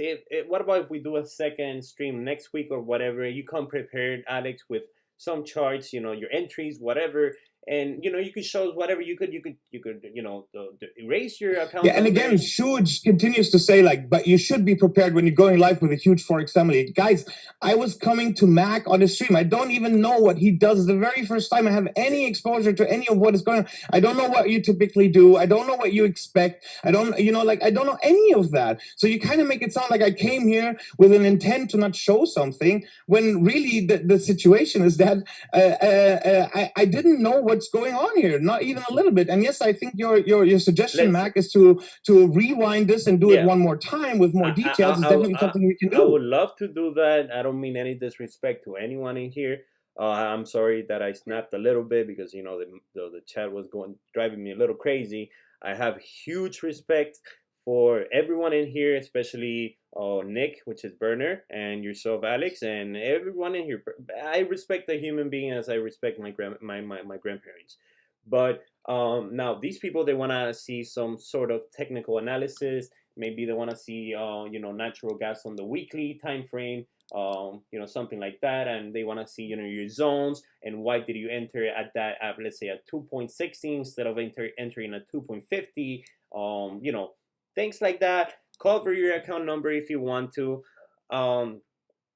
You know, show any technical analysis and a brief explanation, like you said, you know, some parameters, and we could go ahead and, you know, reschedule this again, and perfectly fine. Yeah, let's do this. Let's agree to that. I can definitely agree on that. The outbursting of you know, going into, you know, past the limit when we're fucking adults and we could use, you know, common sense and talk like normal human beings, then that's perfectly fine. But yeah, people are asking in the chat, you know, they want to see some charts, you know, and that's and now I know. Now I know that this is the expectation, and I can definitely deliver. And so we can do it some other time, and we do that. I didn't tell you anything that, oh, you have to come here prepared with 20 charts and shows your entries. And yeah, you did. Like honestly, guys, we never even exchanged a single word about what is going to happen on the stream. Not even a little bit. I simply said, you know, I'm doing this Asian stream. This has been going on for 2 months. I'm actually, you know, just preparing for people to basically learn how to trade, basically, because a lot of people here are brand new. You know, they haven't been on the charts for more than a year. Right now, that little trade that I just called moved how many pips? Let's see.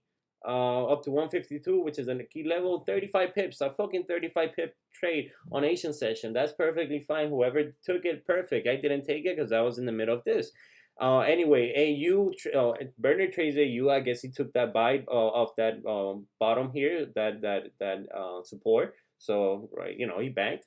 Cool. You know, that's where the little analysis come from, and that's where us as traders and me as a live streamer and a host, I have to get in communication with everyone and knowing that what's going to happen next and why am I calling this trade, and you know, people are sending me charts too for me to look out. But basically, we could go ahead and redo this thing without any issue at all. You know, Bernard, what the fuck you laughing at? We got you know, the rest of the fucking month, if we want to go ahead and reschedule this, and that's it. The only thing they want to see is just a chart, nothing else. You gave a great explanation when it came to a psychological term, and when it comes to trading, which is very important for people who are new to trading. Bernard did not get upset. He talks the way he talks because he knows how to translate from the chat um down to to the stream, to the Zoom, basically, because the people in the chat, they I guess they they can't access the Zoom and talk on their own. So Bernard is basically the one that's translating that. So don't get offended. I know I don't want anyone here getting offended. I don't want anyone here to outburst and say shit this, when everything can be solved with another session. And that's it, simple as that. So let's just call it a night, cool down. It's very late your time, Alex. Nick, next time he comes, we want to go ahead and see the technical analysis. I ain't got nothing to say, brother. I'm gonna go back in my shadows. You know what I mean? No, you stay next. It was just a simple question, bro. Like honestly, this is why I don't like talking on here sometimes, because people get real, like offended by just me asking questions. Yeah. I'm too direct, bro. I'm too direct. You're basically. I forgot the society we live in nowadays. Yeah. But I guess, Alex, you understand where he came from? I totally understand. So guys, look, I'm sharing one screen that I just put together here with you, if you like. Okay, and then perfect. I'm just going to end this conversation right there, so that you at least see something. All right, I'm going to make you a host, and then you share the screen, okay? Let me just show you that. So I'm making you host, and now you share the screen. So there you go. Simple. So 1 second.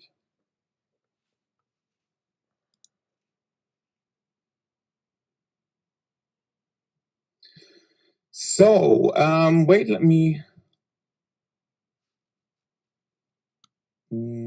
yeah, I want to continue. Let me share this one. Are you seeing something? Yes, I'm seeing the screen right now. So basically, this is the daily chart that we're seeing here on the nat gas. And what I've noticed, for example, is that especially nat gas likes to move over weekends a lot. So what we do, and what we're doing is we're looking at certain parameters of a Friday evening trade, like where's the market going sideways, or is it really, had a lot of volatility or not? And then we would try and enter the market in the existing longer term trend. So you see here the daily time frame, this is at the end of February. It just continues to go down, down, down, down now. And we looked at possible, best ways to re-enter that move to the downside again and again and again. And we noticed that from a statistical perspective, mostly, or a lot of times, this would happen actually from Fridays to Mondays or Tuesdays. So we would look to get into a trade around Thursday, Friday, especially as the market was going rather sideways, which as you can see here between, and then capture that trade over the weekend and close it at the beginning of the week. Now, I can tell you more about the details of that as we go, and like on a specific trade. This is the fastest thing I could just come up here with now for you to at least give you something, but that's the kind of trader idea that, for example, on NetGas, my team and I, we were following and trading, and this is a single trade that I just took a quick screenshot of the platform here, and you can see that we made about here, this is 20 pips basically, and that is the idea of that kind of trade. Now, if you want from me is basically to give you my exact technical analysis when all these little tactics, and that's something I don't have prepared for you. And honestly, I want to think about that too, also before I just, and again, yes, I agree. I should and could have been more prepared if I had put myself in a situation. I thought we were here to have the kind of conversation that we had, now you had an expectation of going a lot more technical than what I thought. And this is how we got to this discrepancy. Now, again, we can work it out, and this is just a little bit that I can give you, because I don't have much more right now to show you exactly that. So what I can tell you is that I was looking for certain times, and in this case, it was for Fridays, looking for a certain market behavior, which is more of a sideways Friday market, in order to enter that, to take a move over the weekend in the existing trend on a monthly basis, basically for the price of gas to come back down as the freezing went back. Really, the pricing was priced out again. The freezing, I don't know the English word, like when everything froze, the price went up, and then basically came back and back and back to its average, usual, actually normal price. And in that move, we were looking for specific patterns. patterns, and they typically show to happen, especially between Fridays and Mondays and Tuesdays. So this is why we would look to take trades on Friday, typically afternoon, maybe even late, and then stay in a trade over the weekend, which has some gap risk, obviously, but that was part of the strategy idea to exactly do that, you know? And I don't look, and even this explanation may not even be enough for you because you're just used to a different way of looking at things or working through the details, you know? And that is an example I can give you right here, right now, in that from the logic, when, why, and how. And this is a daily time frame. I don't go smaller. I don't care for any of that too much and that kind of trade. And this is how we did it. So that's really it. So in this instance, then, of course, not looking smaller time frame, not looking at new things you were saying you would look at that going into Thursday, Friday, but you would also be looking, like you said, about the weather. See, it's funny you said it because, as Mac knows, I used to trade natural gas, blue gas. Yeah. So it's kind of ironic the chart you choose to pick. So what I'm just asking, again, with no offense and nothing wrong, no problem, simply is when you go into that state where, like you said, statistically speaking, and obviously natural gas is going down, so it's bearish, so everybody's looking to short it still.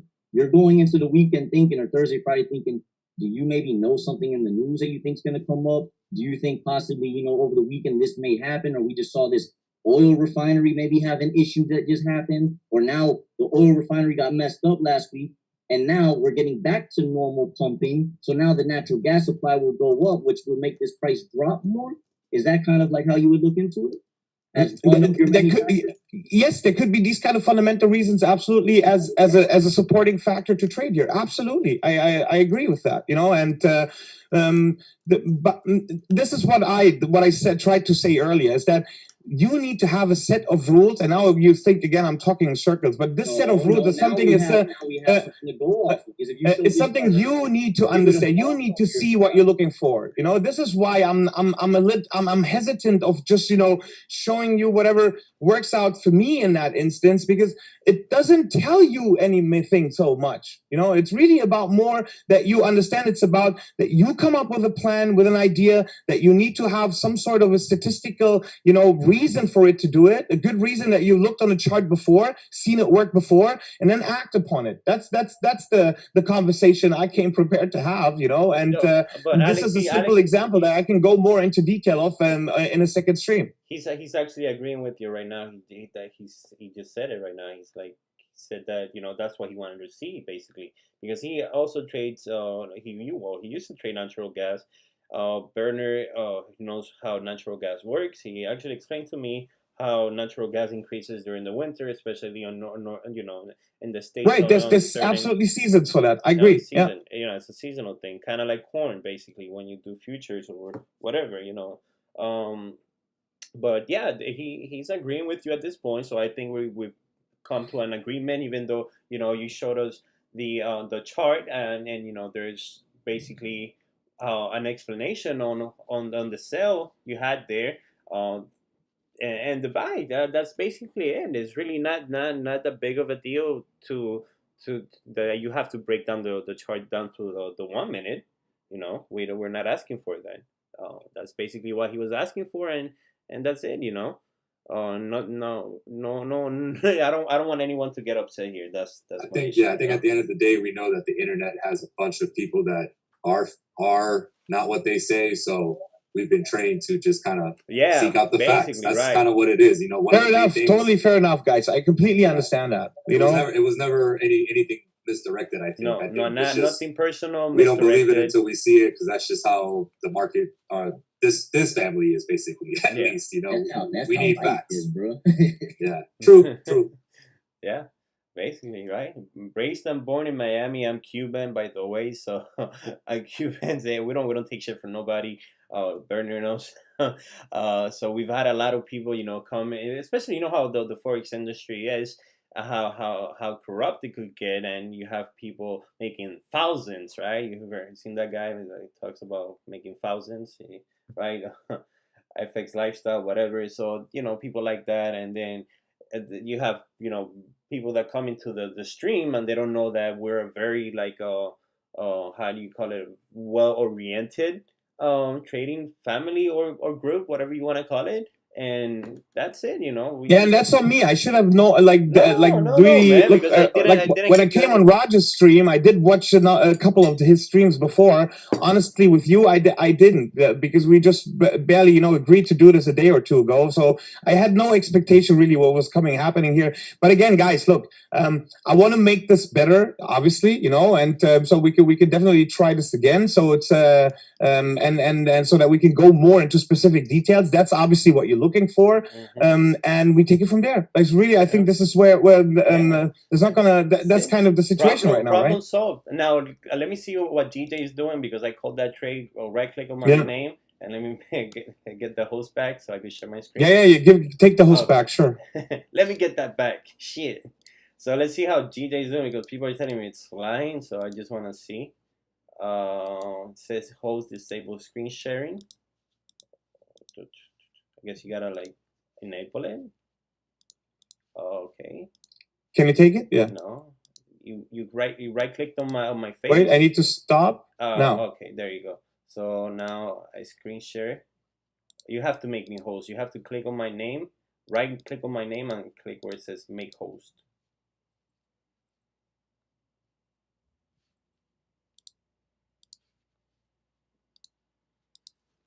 On the screen on Zoom. So right click on it and make host.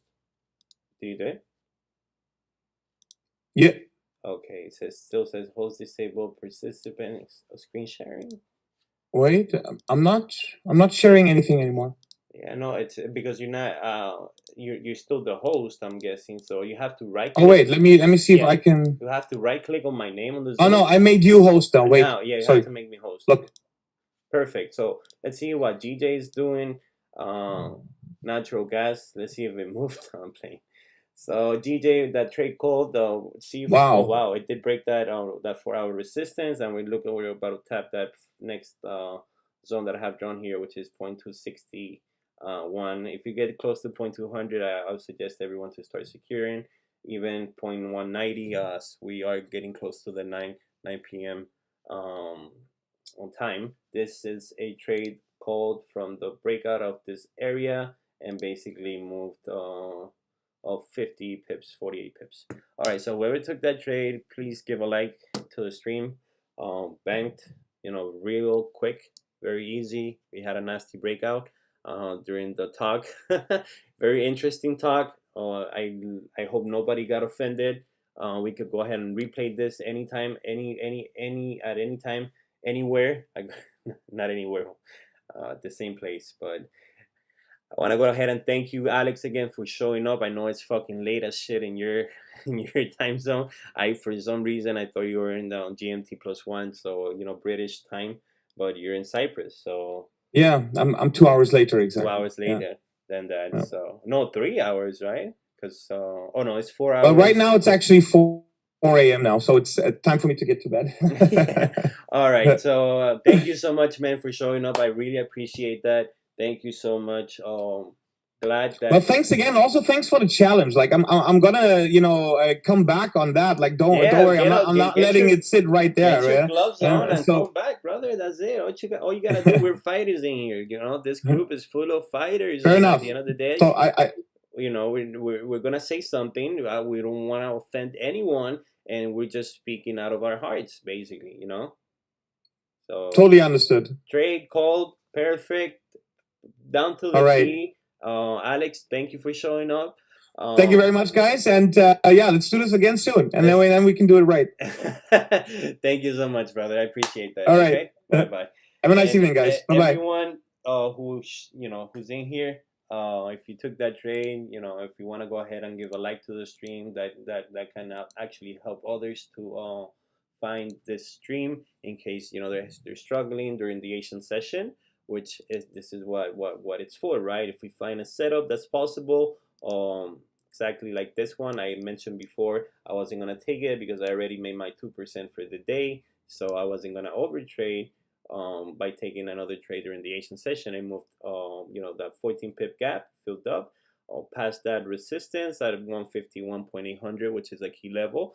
At the break above that area, we had to just basically expect this candle to not go below 0.800, which is marked right here, right? So That move right there was 50 pips. Very easy, simple. Whoever took it, give yourself a pat in the back. Go ahead and like the stream. I want to go ahead and thank everyone for showing up, especially Nick Berner. Thank you, brother, for showing up and for being the voice of the people. I love you. You know that. I'm gonna send you a little roll up. But yeah, I think it was a pretty fun session, right? A little different than other streams. I say perhaps. I want to go ahead and make it, keep it fun, right? Keep it spicy. I guess what's a fucking boring stream, right? Like what's a really it makes no sense to be on a stream with people and not talk about important things, right? Things that need to be out there. Ted was talking about the 9:30 influx on gold. Yeah, at 9:30 it's the Shanghai market open, which is the stock exchange for China. During around that time, we usually get a pullback. So 9 p.m. between 9 p.m. to 9:30, we can get a pullback. So be careful here if you're still holding positions. At this point, I'll suggest everyone to go ahead and secure, like I said, as we're getting close to 0.800.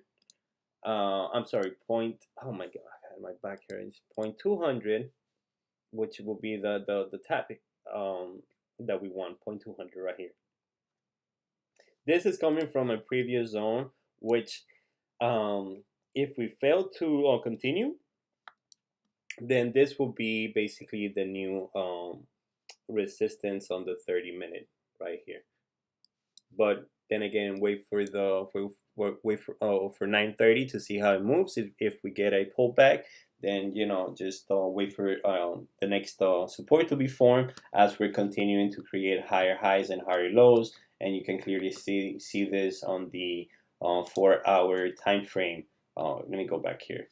So 4-hour time frame. So yeah, very simple. You guys can see here how we have been on a very simple market structure, which is a bullish structure on higher highs, higher lows, higher highs, higher lows, higher highs, and higher lows, and higher highs. So what do we expect now? A higher low, which will be a creation of a support. Most likely will be around this area here, if I'm correct, which was the breakout. So yeah, thank you guys for showing up. Anyone who took that trade, go ahead and type in WWs on the chat. I'd like to see the chat getting spammed the fuck out with W's if you took the chat or if you found some sort of entertainment in this session tonight. Just type in W because that was a win for both ends. We also got NFP this week, so be careful if you're trading gold. We had a massive push down to almost the 1680s, and yeah, let me get those W's, guys. And yeah, basically we might expect a little pullback just to grab some liquidity for volume to continue down and keep breaking these lows at 1680 down to our next zone, which it's actually not even marked on my end. Let me see if I can find it on another chart. I say shit, it's a ton of fucking W's. A lot of people got that trade, I guess. But yes, guys, if you're looking for a how do you call it, a session, an Asian session, then stick to me. I'll try to make the hours of 7 p.m. to 9:30 or 9 p.m. the best hours of your life in your trading career. I'll bring the fucking volatility into your life. Anyway, guys, I want to go ahead and thank you. A lot of fucking W's in the chat. Thank you. Yeah, safe, yes, sir. Down the link below, I have my referrals, which is by Magic Keys, which is what I use a lot. Somebody said 51.800 on GJ. This is a retracement area, which can be potentially the next support. Yes, I agree. That was the breakout. So 151.800, 0.600, right around here, we can start to see some support. A lot of people have asked me about the trading challenge. I'm a sucker for challenge. I did the FTMO shit. I won. I did it in like 2 days. I passed it now. Somebody is in here from the from Funding Talent. I have a link, a referral link they gave me. if you want to sign up to do the challenge and have some extra capital on the side, and that you can, if you are consistent and you start getting your profit splits, to put it into a trading, into a live account to another broker, right? So that's basically the object of having a funded account, and it's right below under my description. That's the affiliate link for Funding Talent. At 9 a.m. on the dot, they're selling the challenge, which is very cheap. It's like $100 only, and you get a 25K account. I guess you gotta do like 8% in profits, which is about $2,000. Really not much. Friday is a holiday in the U.S. Yes, it is a holiday, but some brokers are gonna close, some others are gonna still open. I believe most of them stay open, right, Berner? Do you remember what happens usually on Friday, on Good Friday? What happened on Friday? On Good Friday? What happens on Good Friday? Like, every Friday a Good Friday, motherfucker. A Good Friday. It's this Friday, I believe. NFP markets are closed. U.S. markets are closed. So U.S. markets are closed. Are you talking about the actual holiday Good Friday? Yeah, bro, the day you were born. I don't know. Jesus. That was a good one. The day you were reborn. So yeah, the stream was fucking late. I appreciate that. Glad I was able to bring some fun out of this boring session and get this nasty breakout trade, which it was very self-explanatory. We had the 8 p.m. candle grabbing liquidity to the downside and then breaking above this area. I did not wait for a close. My paper trade was at the basically at the impulse of this as volume was pushing up, and that was basically it. You had your entry right here. That's an impulse entry. Seeing to the left, there is barely any traffic. It's clean traffic in my eyes, and the continuation up would have been up to here, but unfortunately we only got to 0.170. We didn't even tap 0.200. Hence why I always say that if you're getting close to a quarter point, try to go ahead and secure closer to the zone, rather than right on the dot of 0.200 or 0.500. Just get a little closer. It's 3, 4, 5 pips. Really doesn't make a difference. Mac, I challenge you to send me 100 then. Rages, go suck a dick. U.S. markets close on Friday, but NFP on Friday. That should be interesting then. Yes, that's correct. So only U.S. markets are closed, so you have to go to China to go ahead and trade NFP, or Canada. I want to go ahead and say bye. See you guys on Thursday. And then again, go hit the like button, subscribe, share with your auntie and them, your boyfriend, your girlfriend, your dog, your ex-wife, your convict, your pen pal, whoever the fuck you talk to. Go share with Alex.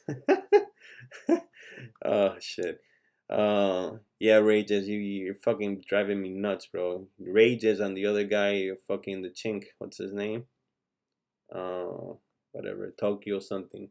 What we want? High five, great success, gay for paying, yes. Okay, I'm out. Borat is out. Thank you guys. I'm trying to find the exit button here on the stream, on Streamlabs.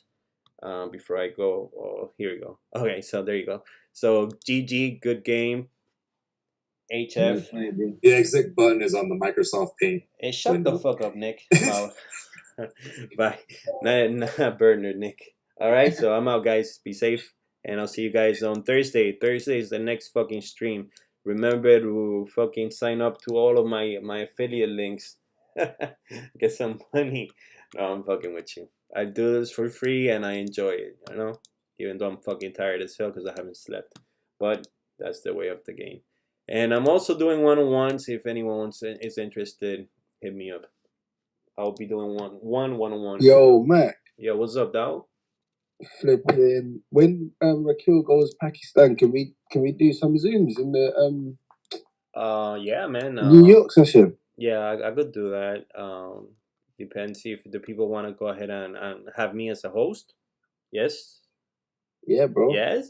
High five. Yes. You like? Yes. Okay. Great success. I'll do a high five. I'll be host. Yes. Yes. All right, bless motherfuckers. I'm out. So yeah, when Rakil goes to Pakistan, which is in April, I'll talk to him to host the New York session from 6 to 9. All right. So be safe, guys, and see you guys on Thursday night. Is the next stream. So be careful with this pullback, which should retest at least 151.800 or stay above 152 flat. All right. Blessed night, G. Blessed night. Bye. Bye, Burner. Bye, Nick. Bye, Nick. Hey, Mac, registry man, a little early. You should follow for a few hours. Go suck a dick, you fucking Pierce shit. Pierce Golly. Fucking name. Go ahead.